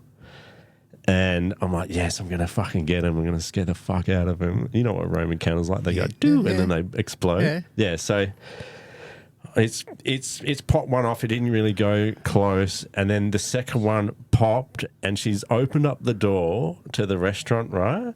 And it's fucking buzzed past all their heads. I think there's maybe one or two of them, but it buzzed past their heads over the top. And it's gone straight into the fucking restaurant, bro. And at this point, I'm like going like this, and it's just going inside the fucking restaurant, bro. And it's like all colours and packed restaurant, dude. Like probably at least They would 20. have thought it was someone's party Oh, celebration. dude, and I still had some left in the counter, so I'm pissing traveling myself. down the car and they're, oh, where did that come from? that car. We're all in tears, bro. I'm like trying to keep this thing out in the air without dropping it or like fucking shooting it back in the car. Yeah, that was fucking hilarious. If Jared was, I remember Picture Jared that. there being, we were just, You'd be pissing yourself. bro, it was so funny. Because you can't hide it. No. But you want to hide it. Yeah, You can't hide I a was Roman candle. like in stitches and holding this thing out the window, and everyone's just in tears laughing, bro. And I just remember going like this, and you could see the windows and all these colours inside the restaurant, bro. It was fucking hilarious. So yeah, that was a very long time ago. But we got into the big day out. Another good one was when we got into the big day out. Tom McGarry, rest in peace again, the fucking legend he was, the man, the myth, the legend, Tommy. But he did some recon before the big day out at Lobo. How to get in? Yeah, so you know, what's the road that goes parallel to it coming out of the city? If you We're not on Goodwood Road, or there's like Leader Street and it's the square for Northwest and Terrace, and then it joins on to the going past past Wayville. Yeah. Yeah. I forgot what road that is off. West Terrace, Goodwood Road. Is it Goodwood? Yep. You know that servo, and then you've got the bridge that's like does the creek that goes under it. Yes. Yeah. So he did some recon where bloody beer. He's done some recon and he's found where one of the you're crawling Into the drains. into a drain. It's like you got to be on hands and knees, and you got to pretty much crawl on your hands and knees for, I'm guessing, over 100 meters. So the day came and there's like 10 of us, and everything's ready to go. Like I've got a backpack with clean clothes on because you're fucking covered in shit. And Tom went first, and I was like maybe 6th in line, and I had no idea. He just told me, he's like, and Go down everybody here and pop out the top. Yeah, so I'm like 6th in line. I can hear all this cheering and fucking everyone's like, and I thought the band had just finished a set or something. And it's my turn to get pulled up out of the drain, and it was the drain that comes out in the food court section. You remember where the food court is? And it's got the big canopy over the top. Yeah, and it pulled up. Bro, there was a fucking radius of people of like Just cheering, you're coming out of the little and manhole. I thought it was a band finishing, dude. And Tom pulls me out, and everyone's like, "Oh my god, can we have some cheers?" Everyone's like, "Yeah," and shit. And I'm just like, "Oh my god!" Like thousands of people are like egging us on. And I ran straight into the toilets that are just near there, and I didn't even wait for the men. I went straight into the females. I'm like, shut the fuck up. I'm gonna fucking put some fresh clothes on. And they're all like, what are you doing in here? Like, and shit. And I'm like, just shush, I'm gonna close. It's exciting. It was, and I don't remember anything of that day. I do remember air guitaring from Metallica on the stone wall around the edges of the oval. The big days out were great, weren't It they? were, right. It was Bring them so back. good. Bring Yeah. them back. Even Enchanted. Remember Enchanted gigs? The raves and the night Yeah, raves the and all that sort of stuff. The bush stuff back in the day. The kids of today are missing out, I think. Probably they not, because the fucking pills back then were fucking awesome. They're shit these days. I don't know. Yeah, they were good back then, though. They were good They back were, then. they were, they were. good back then. You got your value for money. Yeah, fucking hell. You only needed one. Jesus. So yeah, that was some pretty cool loose stories. I mean, there's heaps of other ones. I was just a maggot of a person. You know, like it was me and Jad. We were riding. It was not near the bridge that goes over South Road and the tram line. Fucking forgot what the area is called, but anyway, there was a dude washing his car. He's like legit just finished chamoised it and all, and there was a fucking huge puddle like right next to it, and I'm dirty BMX. A piece of shit, bro. Dirty BMX. And he had like this Italian fucking accent or something, and I've just done this massive wave of water all over his freshly shaving car. And he goes, "You come back and do that now!" And like Jared's just pissing himself, and we're just laughing so hard, and just there's this little fucking maggot stories. Fun memories that spark. You go, so to be young again, hey? I don't want to be. I even told my misso, if you met me, if I was, she always goes, "Oh, we would have great kids if we met in 25." I was a little shit. Yeah, that's what I said. I was like, "Baby, if you met me in 25, you wouldn't be like, what the fuck?" She's amazing though. But yeah, it's me and Jared have fucking the mushy lady. Oh, bro, the mushy lady. Who's the mushy lady? All right, so the mushy lady was this sweet little innocent fucking farm-looking 70-year-old, you know. Me, Dilsey, and his brother Travis, and Travis is like full trained in fucking swords, like his skills. Yeah, he's been doing it his whole life. Like he could take on 3 dudes like fucking easy, man. Like he's a psycho. But he's got a beautiful family and kids and all that shit now. He's training his kids to... He stopped killing people now? Pretty much, yeah. So we were out at Mount Compass picking some mushrooms. And don't mind mushroom picking. I try not to. It's every 3 or 4 year occurrence for me to have a mushroom or two. But yeah. It's like an Easter egg hunt for adults. It is, yeah. That's what it is. Have you had DMT before? No. I'm never having it again. No. It's crazy, bro. It's full on. Anyway, so we've just finished picking. I've drank like 4 wild turkeys, and I've been eating a few while I'm going, so I'm feeling pretty good. And we're going back to the car. We've climbed over the fence, put the bags in the boot, and I hear this hey, and we all turn around, and there's this little old lady, like I don't know, 65 or 70. That old, and she's straw hat, gumboots, shovel, right? Farm status, you know. And she goes, "Hey, how you going, boys?" And I'm like, "Yeah, not bad." I'm pissed and half buzzing, and like, "Oh, not much, just picking some mushrooms." And by that stage, she was like maybe 3 or 4 meters away, and she switched, bro. She went from little farm, innocent little angel farmer lady to fucking psycho. She's like, "What are you doing picking my mushrooms?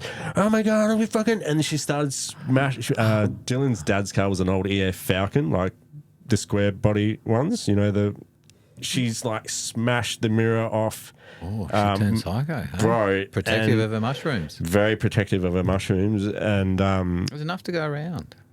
Oh, that's bad karma. She's fucking, oh my God, like super protective. So it took 3 of us to pin her down and get the shovel out of her hand. She even had glasses on, bro. And so I threw the shovel. Three men onto this 70-year-old lady. And you're not selling it very well. Your normal free Pete, like Dylan and Trav can fucking fight, bro. Like they're not, you know. So she was like a ninja. Pretty much. Like Ninja Gardener. It was hectic, dude. We had to go to court. She reckons we raped her and shit, and fucking stomped her glasses and just fucked her up. You know what I mean? Where we just got the shovel off her and just. She was already tripping. Bro, I don't, dude. It was hectic. Had a few mushrooms already at that stage. So the first court appearance, bro, me and Dilsey got Trav just to go in because we fucking knew, man. We told the cops that we were Hyson Trail searching for the. And they just take one look at you and they go, "Nah, dude." It was pretty fucking loose, man. Riff-raff. So the first time she got into court, she changed the story and to some other shit, and then the second appearance we had to go back. She changed it again. She's done. Yeah, and it got thrown out of fucking court, but. Oh fuck! It was. She got called the mushy lady. Mushy lady. Yeah. It's good to have little memories like that. Yeah. All right. We're back again. Demos, I think. We're going to talk about Volatile Vision's BMX demonstrations that we used to get. I used to get an opportunity to put on a little show at like the Supercross demos and entertainment centres and stuff, and I would get there's only a small group of boys come and ride your bike in front of a big crowd. You were one of those guys. What did that feel like? Amazing. Probably one of my proudest moments in that time of riding was. Remember Derek though? Remember when? Because we did the first. Mount Tech. Yeah, we did the first Melbourne one, and then, it was just an amazing. I think I got to do 2 of them. I did 2. I did one with him and one with you. But yeah, just to have that opportunity was it was amazing, bro. What were you doing? What was the format? Yeah. Well, what was it about? So for people that didn't know, this Supercross had an event, obviously, and then through the mid break, they would get us on, and we'd be doing some stuntaroonies on a jump at the half break, and that was pretty much. Just didn't really have a format. Just go one after each other, bang, bang, bang, bang. I think we had like maybe 10 minutes or so to do what we had to do. But and this is like at the Melbourne Entertainment Centre and the Adelaide Entertainment Centre. The Rod Laver. Yep. Rod Laver and they have their Supercross events was motorbike racing. Yeah. And then there'd be like a halftime show when we had like 5 minutes or something. Yeah, it was something like that, yeah. And the anxiety, dude. I remember breaking Thingo's mountain bike. What's his name? He quadra. Grant? Yes, it's Grant. I was about to say Shane, but it was Grant. And I was like, I can have a ride on your bike. And I was airing off these step downs into another set on his mountie. He's like, yeah, it's all G. And I was like, yeah, sweet. But I actually fucked the shock on it. And then he's like, I felt so bad. I think we got it fixed though. Do you remember that? Is this in Adelaide? Or? I think it was the Adelaide one, yeah. We did a few. I don't remember that. No, I don't remember you wrecking stuff. Yeah, fuck Grant off. It was an accident. Yeah, Grant's like, I was like, oh, can I do this step Grant down? would have been chill out. Grant would have still jumped in anyway. I'm pretty sure. I think he might have picked up a BMX, maybe, but I can't. But I actually, but it was an amazing opportunity, bro. It was one of my highlights, definitely, to be able to get that opportunity to do that. It was sick, dude. It was actually really good fun. You know, yeah. You boys got to show BMX skills because at that stage, what was the best trick in the world? No one was doing motocross had not done backflips yet. No. So that Dwayne and Russell were flipping. I don't think Kim did one with us, did he? No, he did. I think Kim had learned to flip as well. Yeah, that was kind of the trick. Yeah, so fucking circus tricks, fucking crowd all over it, whatever. Pretty salty. I couldn't backflip. That was half the reason. Because it was the trick that made the difference. Yeah. It was. People just wanted to see you back. You could do a 360. Jared could do his tail whips. Yeah, but not everyone could trick every set though, and that's what got points. Was tricking all the sets, and that's what fucking got me in top 3 most of the time. Was tricking all the sets. We're talking about some competition now, dirt jump competitions. The demos, the demos was fun. They were very fun, and even on your little fucking box jump thing you had, and we take it around. Take that wooden box jump and set it up. Put the holes in it. Yeah. But yeah, we had heaps of fun. It was made out of chipboard, and you realise, chipboard's not good enough. No, that's not going to cut it. No. The Tanner Chiller demo was, I remember doing that. That wasn't a comp, was it? That was dodgy. It was just they bring a tractor and they just push 2 mounds of dirt together and they here are boys. The best part about it was landing into it, and then you got that massive downhill section into the soccer fields, and I would fucking be like, you know what I mean? It was like free riding stuff. But we had heaps of good times with the demos and comps. It was a good scene. You've kept in. You're still in the sport now. Yeah, in WA or over the years. Do they have? Is there a scene like that? Do you have a small little dirt jump comp? It's big. It's X Games or it's nothing. Or is there stuff in between? There was the only one I've in dirt jump side of things is the one they had in Collie a couple of years ago, and I was already out there for the weekend with my mate Fars, and and we'd been fucking smoking billies and getting pissed and fucking just having a good old time at the trails, and all our camp was set up there. But we went in with some boys to watch the comp, and there's a new up and coming rider called Sam. Fuck, my memory's terrible. He's from WA, but he's just did the FISE, FISE. Now I'm missing a lot of stuff this now. Yeah. So like it's like the comp that they pick riders for the fucking Olympics, man. Scene. Yeah. Okay. Yeah. So Sam, I fucking forgot what his name is, but it's Sam. Sorry, Sam. You're a legend, but yeah, I got cheering for you. We're cheering for you. We just can't record it. Yeah, it's me, Sam. It's not you, bro. Yeah. So yeah, I got to see him do like corked out 720s on a fucking steep ass double dirt jump, and even Hamo was going in there like 40 years old, sending some toboggans and just having a good time. I looked at it and was like, I'm not riding this fucking thing, dude. The run up was half the BMX track.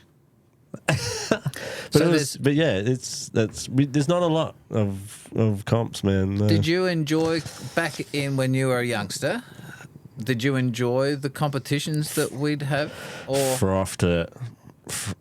And then I got older and anxiety. I don't know where I got this anxiety thing from, but I think it was around 05, and I was like, do I really want to keep doing this and keep smashing my body, or do I want to keep riding trails and having fun until 60? You know what I mean? And as much as fun, like, to me, fear is a stepping stone to greatness. And you've done it. I know you've been in the situation where you're fucking shitting pants and you're like, I'm going to get this done. You feel the best. But you do. You feel like a fucking king. And like that 60 foot thing you did. Yeah, the big toe-ins and yeah. When no one's done it before. Yeah, and it's you don't have fucking airbags on the other side of the landing in case you hang up and stuff. You know, it's like do or die type stuff. So and doing tricks and stuff and comps and that was fun and all, but I started looking at it as a long-term longevity. I just wanted to keep riding. I don't want to smash my body every few months at a comp and wow the crowd, you know what I mean? But is that where did progression came quicker at a comp than at the local trails? Yeah, you're not going to... not necessarily. Me and Jared, we'd go searching for piles of dirt, soft stuff that's, you know, like housing stuff that's happening, and they've just piled a shitload of dirt, and I'd go looking for that stuff. Like before Skate 98, I found some dirt that's just across the road from the Marion Hotel. It's really nice. It's got a massive bottle driving through now next to Servo. Remember? There used to be a lot of vacant lots of land. We're talking 30 years ago. Yeah, I know. Yeah. So I actually went past it yesterday when I went to Dilsey's house, and I looked across at it, and there's houses there now, but it just gave me that... Oh, by the overpass, the Crossroad overpass, there was a little thing by the South Road overpass. There was a little jump that you built too. Yeah, it was a double-double. Now it's a caravan and it was pretty much exactly like sales. Skate 98. It was the same length, it was the same height, and I got to enjoy it for about 3 weeks before I got busted up. But yeah, I was tuck no handers to no footers. I had them down all day at Skate 98, and I fucked it up in my comp run. I did a dead sailor, and I probably would have beat Steven that day because I did a fucking dead sailor.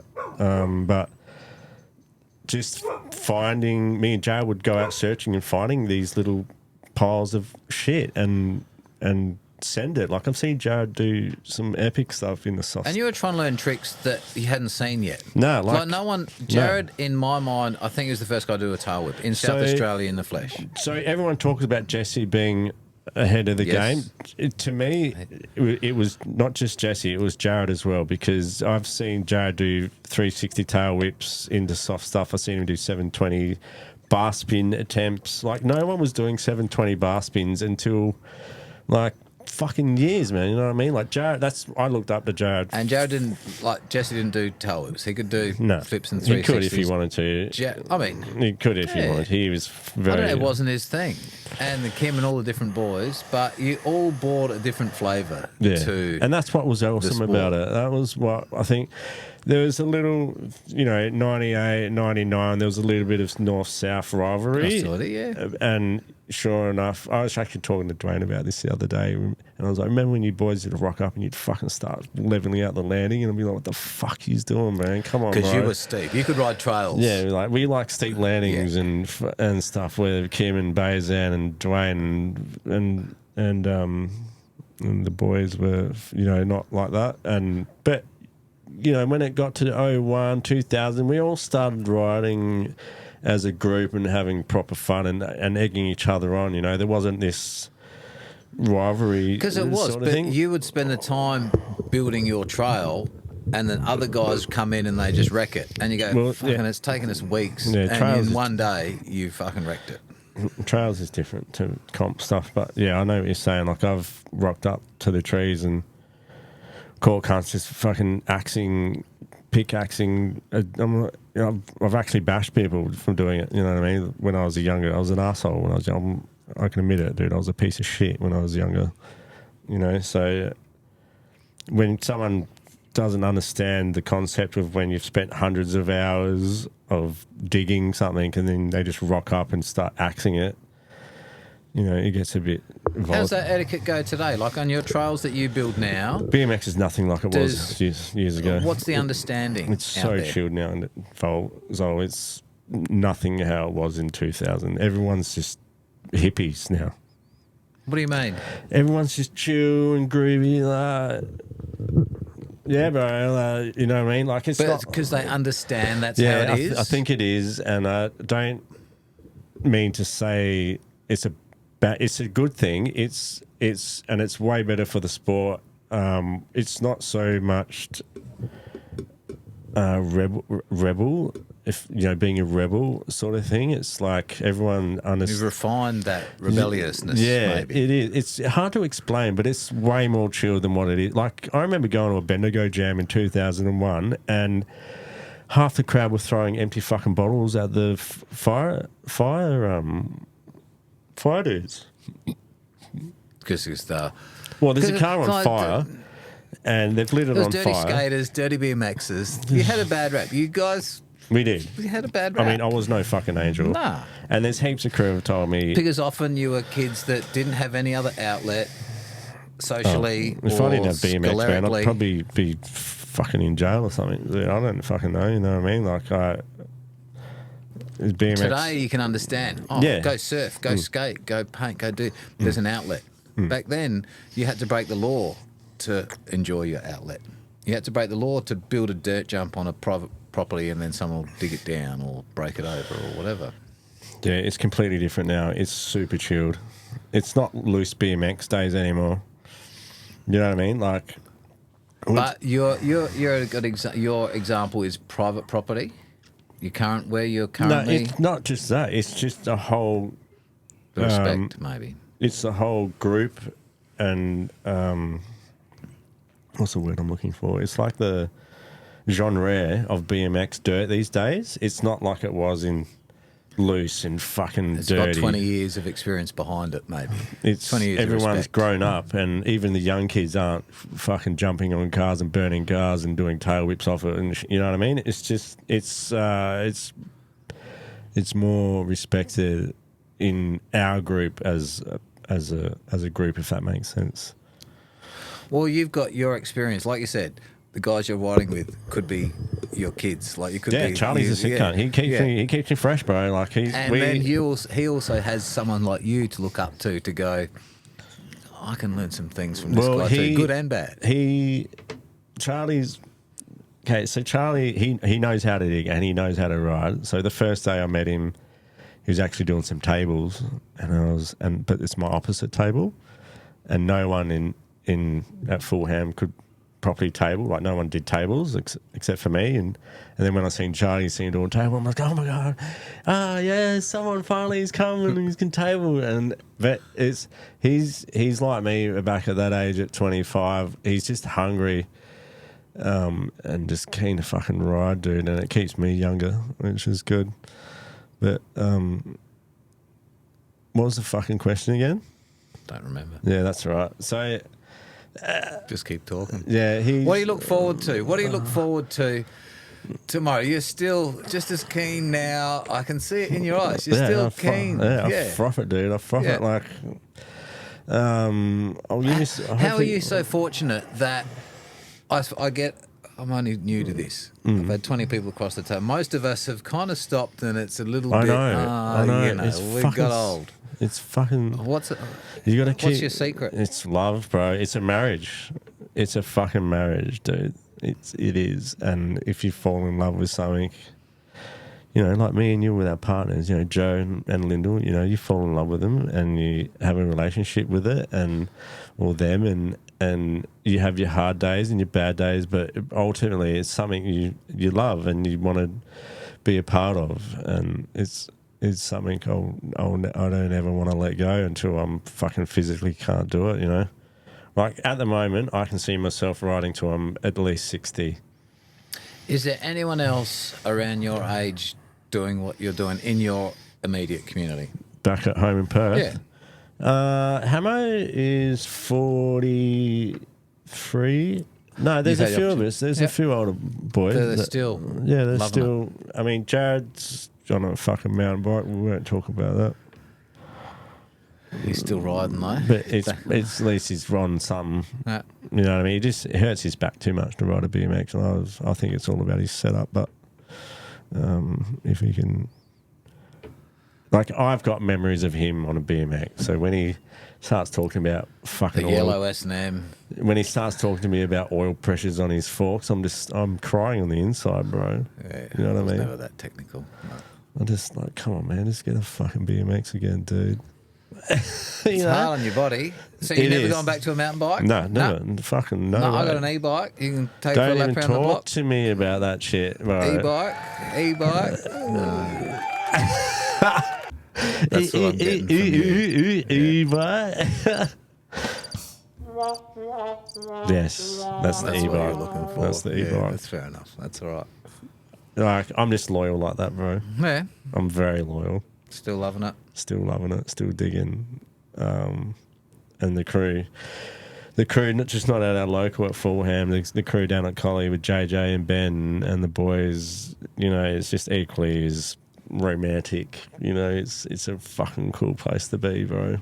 And is that your weekends? Like, it's like we're there every weekend. That's if I don't have sim racing on in my league races, I'll be out digging and riding. Yeah, so it's usually if I go to Collie, that's like a 3-day event for me. I'll pack up the wagon and put my swag in it and go because it's 130 k's away. So hang on, say that again. So Collie is more down south to where my local is, which is 40 minutes away from my house north, and then Collie, which is 130 k's south of my house. So if I go to Collie, that's a commitment. Yeah, that's a weekend. That's a weekend. That's 2-3 days of food in the esky, fucking campfires. You know. Oh, that sounds cool. It's fucking awesome. Just if there's a crew of you, just go. Yeah, like me and Charlie will go, and then we'll talk to Jace or JJ and some of the HVT crew. Like Glenn was down there when I was there the other week. Like, and I didn't even know. Like me and Charlie. No, it was me and Sean actually. He drove me down there, and I haven't been riding this season really at all this season because I lost my license. So this season hasn't seen a lot of BMX, but once winter's over, I'm fucking back on the horse like full time. Yeah, just hanging out with your mates. Yeah, you're digging through the day. Yeah, dude. You're making this new line, tweaking it's the best. Whatever. It's the best. I love digging, dude. Even when I can't ride anymore, I'll still come on the trails and fucking push a wheelbarrow when I'm fucking 65. I don't give a fuck, dude. I lived and breathed it, and I still do. like I said, bro, it's a marriage, man. I'm loyal to it. You're in there. Yeah. I'm in there, man. It's BMX has shown me a lot of fucking cool places, a lot of cool people. I've met heaps of legends. You know, me and you have seen a lot of cool shit go down, dude. Like, Well, from the start, from when no one could do a backflip. Yeah. You know, we were there at a place when, in South Australia, no one had seen a tail whip, you know, a 360, and a backflip was unheard of, you know. I still remember that day when you and you were like, we're getting some dirt for the Dingles landing. And I'm like, yeah. I was like, oh my God. Oh, yes, like this is going to be sick. And we spent a few days, and me and Jared actually had spent a few days on the lip way before you even mentioned about bringing dirt in for a landing. Me and Jared was just like, oh my God, this is going to be amazing. The council, no, the It was Rangers so would good, let me dude. bring dirt in. I would buy the dirt and I'd get a few tons of dirt and we gradually built that flat landing up to the biggest jump. Dude, really. it was, imagine that For if the that was a time, for the double. day. Like, imagine if that was a double and you're hitting that at that speed. You know what I mean? Like, that's a 40-foot double and you're going like 20 foot high. And it was stuff perfectly shit. safe because it was such a step up. I broke my You know? nose on that fucking on that jump, bro. Yeah. I broke my septum and shit, and I landed so long and flat. I just went boost on the top bar of my handlebars and fucking pissed blood. Imagine if that was just- there today. That would be, you know, we'd Because tell. Dingle's not there anymore. No, they've made a little safe, little lumpy, little berm track for little kids. But Well, you can't drop in on the Nah, Oh, no, really? there's too much. We had some big accidents there. Oh, Once it dude, became more public, it's you know, fucking not you know, slow. that was- It's that not was a thing. slow. Yeah. It's a very fast drop in. Yeah. Way beyond pedaling speed. yeah. Like, when That's you're where hitting- big air, when really, you- that was our. Dingles was sick back in the day, dude. Yeah. No, that was a cool location for us Adelaide people. It And I was. think even interstate, you know, it was just a unique land feature that we got to take advantage of. I remember Jared showing it to me for the first time. I was just like, oh my God, this is sick. Pedal as fast as you Oh. can go. and It was just like, launch. you're hitting it at almost like 50 Ks an hour, I reckon. Way beyond. And I've hit jumps at HVT and it's like, you can't pedal. It's way beyond pedaling speed. It's fucking scary, dude. Like, actual... You know what it's like, dude. I haven't jumped 60 foot or whatever you did on your hardtail, but even to do that on a hardtail, it's like, fuck, man. Like, hectic. It's a good buzz. It's Yeah, a good buzz. it's hectic, dude. I mean, I've only gone 60 foot on my two banger, you know, at Tea Tree Gully. You remember the tabletop at Tea Tree Gully, motocross track? That's the biggest jump I've ever done. Let alone up. Do you get fucking- scared? Do you get scared? Like, today you build this new jump, you're talking about, oh, we're going Yeah. 27 foot, we're trying to work out the new jumps at the Yeah, new place. it's fucking terrifying. How do you, the night before, you know, I reckon it's going to be ready tomorrow. I reckon tomorrow it's we're going to hit it. It's How do you go to out. bed that night? What do you think, Hil? Do you go to sleep No, dreaming about no. it? Like, I can't even have coffee at midday, dude.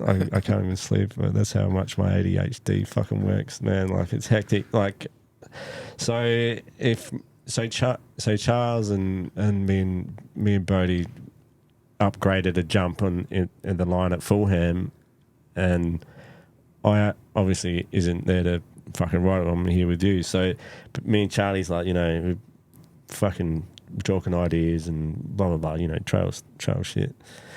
But we're gonna build up the hip after that. Like, it's a fair bit bigger, and I was the first one to do Ender's line like properly, and that was 27 foot, and I was shitting pants, man. Like, I sucked up the first 24 footer, like full race at it, sucked it up heaps, went low, and I just held on for the next one, and. You know, I've got these shitty little fucking wetsuit knee pad things on. You know, I don't ride with gloves anymore. You know, helmet. I've actually been riding with a helmet for the first time in, I think, 6 years or something. I've been riding with a helmet now. Do you know how it was? Too late for that. Oh, Too late for that for you.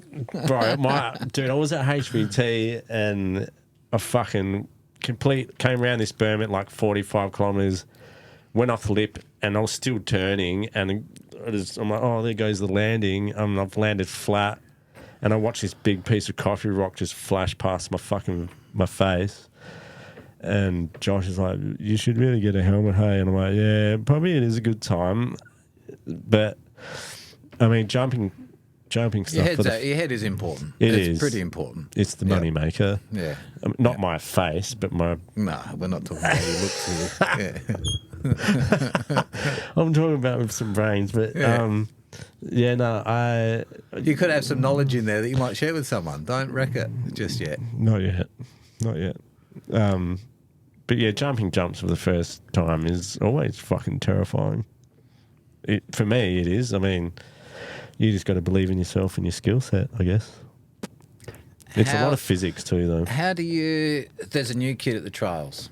A new kid, you don't want to see him rag his brains out. No. But you go, hang on, you're a new kid. How do you coach them into a good headspace? So I will watch them, and I won't really talk to them. I'll say good day and whatever, as a normal. Do they know you? They go, oh, fucking it, that's grumpy old Rudd. Don't fucking get on his bad side. No, I'm not like that anymore, bro. I'm not like that anymore. I'm pretty chill. So Shane's son, Ziggy, Shane Ellis, is a fucking bowl ripper back home in Perth. He's like 15-foot airs, dude. Like fucking huge, like proper. And last time he went to Collie, and Ziggy was out a little 14-inch or a 12-inch or something. And I was just watching him. He's like, Rudsy, what do you, blah, blah, blah, blah. And I'm like, yeah, you just want to... He was trying knack-knack, so I was trying to teach him how to do a knack-knack a little bit while his dad was fucking riding. And I love watching kids progress, man. Like, even back here in Adelaide, watching crew progress from squids to fucking getting flown around the world, like Liam Zinderberg. I don't know if you heard of him, Lizzie. So he got fucking sponsored by Federal and was just a street fucking machine, dude. Like, you know how Kim and Bazan were good? Their skills. On the street? Like, Liam is like, he's up here, like he's... Just natural, just loves it. Very good. It. Very, very good. And I remember seeing him for the first time at City Park, and he was like, could barely fucking bunny hop, you know what I mean? So for when kids come to the trails, I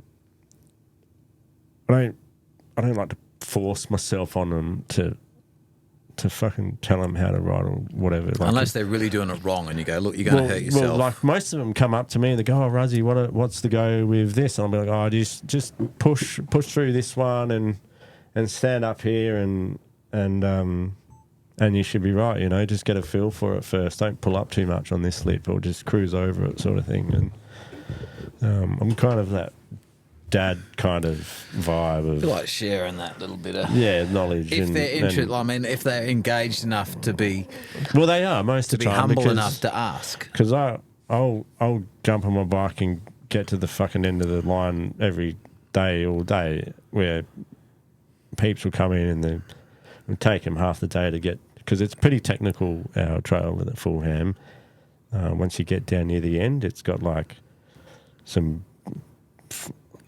it's not even jumps, bro. It's just a berm switchback thing, and that's my favourite part of the whole thing. It's like you're full dip, G out, dude. You dip in the shoulder, and you're parallel, like you dip in the shoulder at like 35 k's, and you can feel the tires around you fucking rip on the berm. And are you riding brakeless now? Well, you know me, bro. I've always had brakes. I was just curious because there's a big thing where brakeless is a lot more common. Like where you guys ride trails, I imagine that fucking brakeless. I think brakeless is madness. Like incredibly skillful. But I like my it's brakes. Suicide. Yeah. For me, I think I've rode like a few weeks. No, it wasn't even a few weeks. It was like a week or two without brakes because I couldn't afford my fucking brake cable. Yeah. And it was... I took them off one stage at Happy Valley BMX track, and it's like you've seen... Remember when you filmed me doing foofs on the big sub box for Chili Factor? In the city there? Yeah. Yeah. It's like, you need brakes, obviously, for that type of stuff. And that was just my whole style of when I was in the park days. Like, I needed brakes, man. But it is I respect it, having no brakes. It's a fucking skill set, bro. I can barely manual without brakes. Like doing opposite. Like, yeah, I can do it this way. It's the next level of, in some regards. It's heck for trails. Like I've seen, people rock up to the trails without brakes, and I'm just like, good luck, bro. Good luck, man. Like our trails don't have many exits. Like there's trees everywhere. Yeah. And like there's a tree on the first switchback berm where I've brushed my shoulder against it if you're too on the inside of it. So you got to come up high and push out of it, you know what I mean? And I talked to Hamo for like 2 years, like, bro, we should really cut that tree down, eh? And he's like, nah, man, it's all good. And when you get used to it, you don't even notice it, but it's like... It's right there. It's right there. I've seen a few people axe themselves on it, to be honest. Yeah. But that's what makes it fun. That's where the buzz is. It is. It's fucking... If you ever come to Perth, bro, I've never been there. I've never been to Perth yet. Beautiful place, man. Yeah. Like, it's a sand pit, like everyone says. Like, it's little sand gropers, but the vibe and it's like... What made you go there? My partner, I fell in love with Lyndall, bro. I met her at the RSL Caloundra. And then we did the year... We're going back there. Yeah, we did the year-long distance thing, and Dad was going into hospice, so I was like, should I stay in Queensland he ultimately died like 18 months later, but I was like, fuck, should I go to Perth? But what I actually had in mind was Merck's had organised a job for me here in Adelaide to do some window glazing with him, because he does all the high-rises windows here. And he's like, yeah, Rudsy, I'll get you a job. I can blah, blah, blah. But it kind of fell through, and I was sitting in the house, middle of winter, freezing my ass off with no money. And then Lyndall's like, come over. And, you know. There it is. She was open arm, bro. It's just like, you clearly got a good thing there. Dude, she's amazing, bro. Yeah. She's just had a double hip replacement, or she's about to have a double hip replacement. She's already had the first one done. She's had a knee replacement because she's got a blood disorder. It's called the column factor. So I think only 6 or 7 families in the world have it. So she's got that. So her body and the cushion between her bones is like slowly fucking out. So that's why she's having all these things. But apart from that, bro, she's smiling all the time. Like, it pisses me off how she can just smile and be happy all day, every day. And, you know me, I can be a bit grumpy, but it's beautiful to have someone like that around me with that attitude, you know what I mean? Like, she's a fucking angel, bro. Well, that probably was imparted to you a little bit from your old man. Is there a bit of advice you could look like? Did your dad speak words of advice, or did he just do the thing? Nah, he was very knowledgeable. Is there something that you would look back on now and go, yeah, fuck, I'm glad I can carry that bit of advice along? Heaps, man. He wasn't there for a long time. That's why I went back to Adelaide, like I said earlier. But he was so knowledgeable and calm and just peaceful about stuff. Even when he gave you information or something, like if I didn't know something, he was the first person I'd call, and he knew it some fucking how. You know what I mean? And I was just glad to share some of that with him before he fucking left, bro. You know. I miss him heaps, man. I just, you know what it's like, bro. You know. Oh, it is. Oh, it's incredible. But it's beautiful at the same time. You know, it's just, you know, if anyone's gonna go through this, which I know someone will is soon, and I'm just trying to be there for him as the best I can. And yeah, a bit of like it's experience, and if you've got something to share with him to help them in any way, then that's what you got to do, bro. You know. I do often say, as we're coming close to the end, someone's having a bad day. We're in that zone right now. Someone's having a bad day. You've had a bad day. How do you get out of that bad day? And what maybe is some I don't know, words of wisdom? A pretty good example actually to go on that question. Me and Cody, and we were waiting for Jared. He lives in the city in an apartment thing, and there was a guy. We were waiting in his ute, waiting in the car, and there was a guy near these phone boxes, and he was like bashing on the fucking phone box and just fucking. He wasn't a crackhead looking dude, but he was homeless, like. And he's like bashing on the fucking phone box and stuff, and I could just see he wasn't having a good time. And I didn't get out of the car. I was just sitting there drinking my beers, But he walked past the car and he looked at me, and I was like, "Hey man, you all right?" And he goes, "No, not really. I fucking lost $300." And my advice to him was, don't worry about the money. Just feel what you're living and breathing right now. Like, be in the moment. Stay in the moment. Don't worry about the future of the past, because that's where you fuck shit up. Like your brain's not. I think being present in the moment is the most beautiful thing, and it's very, very hard to do. And I've been telling myself this for very many years, is trying to be present in the moment, because that's where you truly don't have any problems, man. Like, you're just breathing, looking at the sun and the night sky, whatever the fuck, sunsets, all that bullshit, So I think if you're having a bad moment is just taking a moment and be grateful for being alive, for one, because that's a fucking gift in itself, and not worrying about the future or the past, because just being here in the moment is the best thing, I think. It's the present. That's what they call it. That's correct. That's why they call it a present. It's a gift, yeah. It is a gift. It is. And it's very, very special. Like, we just raced all these fucking little soldiers through our dad's fucking vein, and it could have been brain surgeons and fucking all sorts of others, but we beat them all. But here we are having a fucking podcast, and having a beer and talking about some good times back in the day. And I think life ultimately is a gift, and you need to appreciate not what you have, but what you have is fucking life, and breathing and seeing sun and moon and all that bullshit,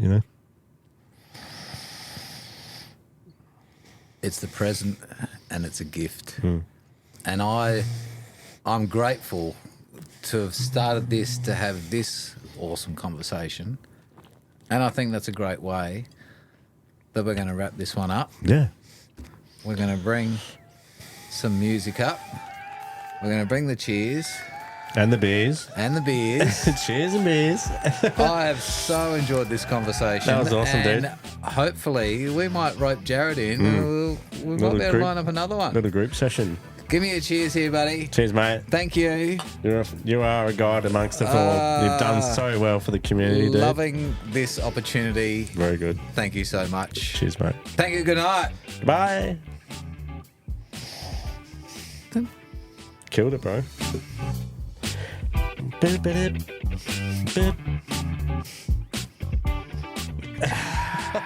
We did it. We did it. Good.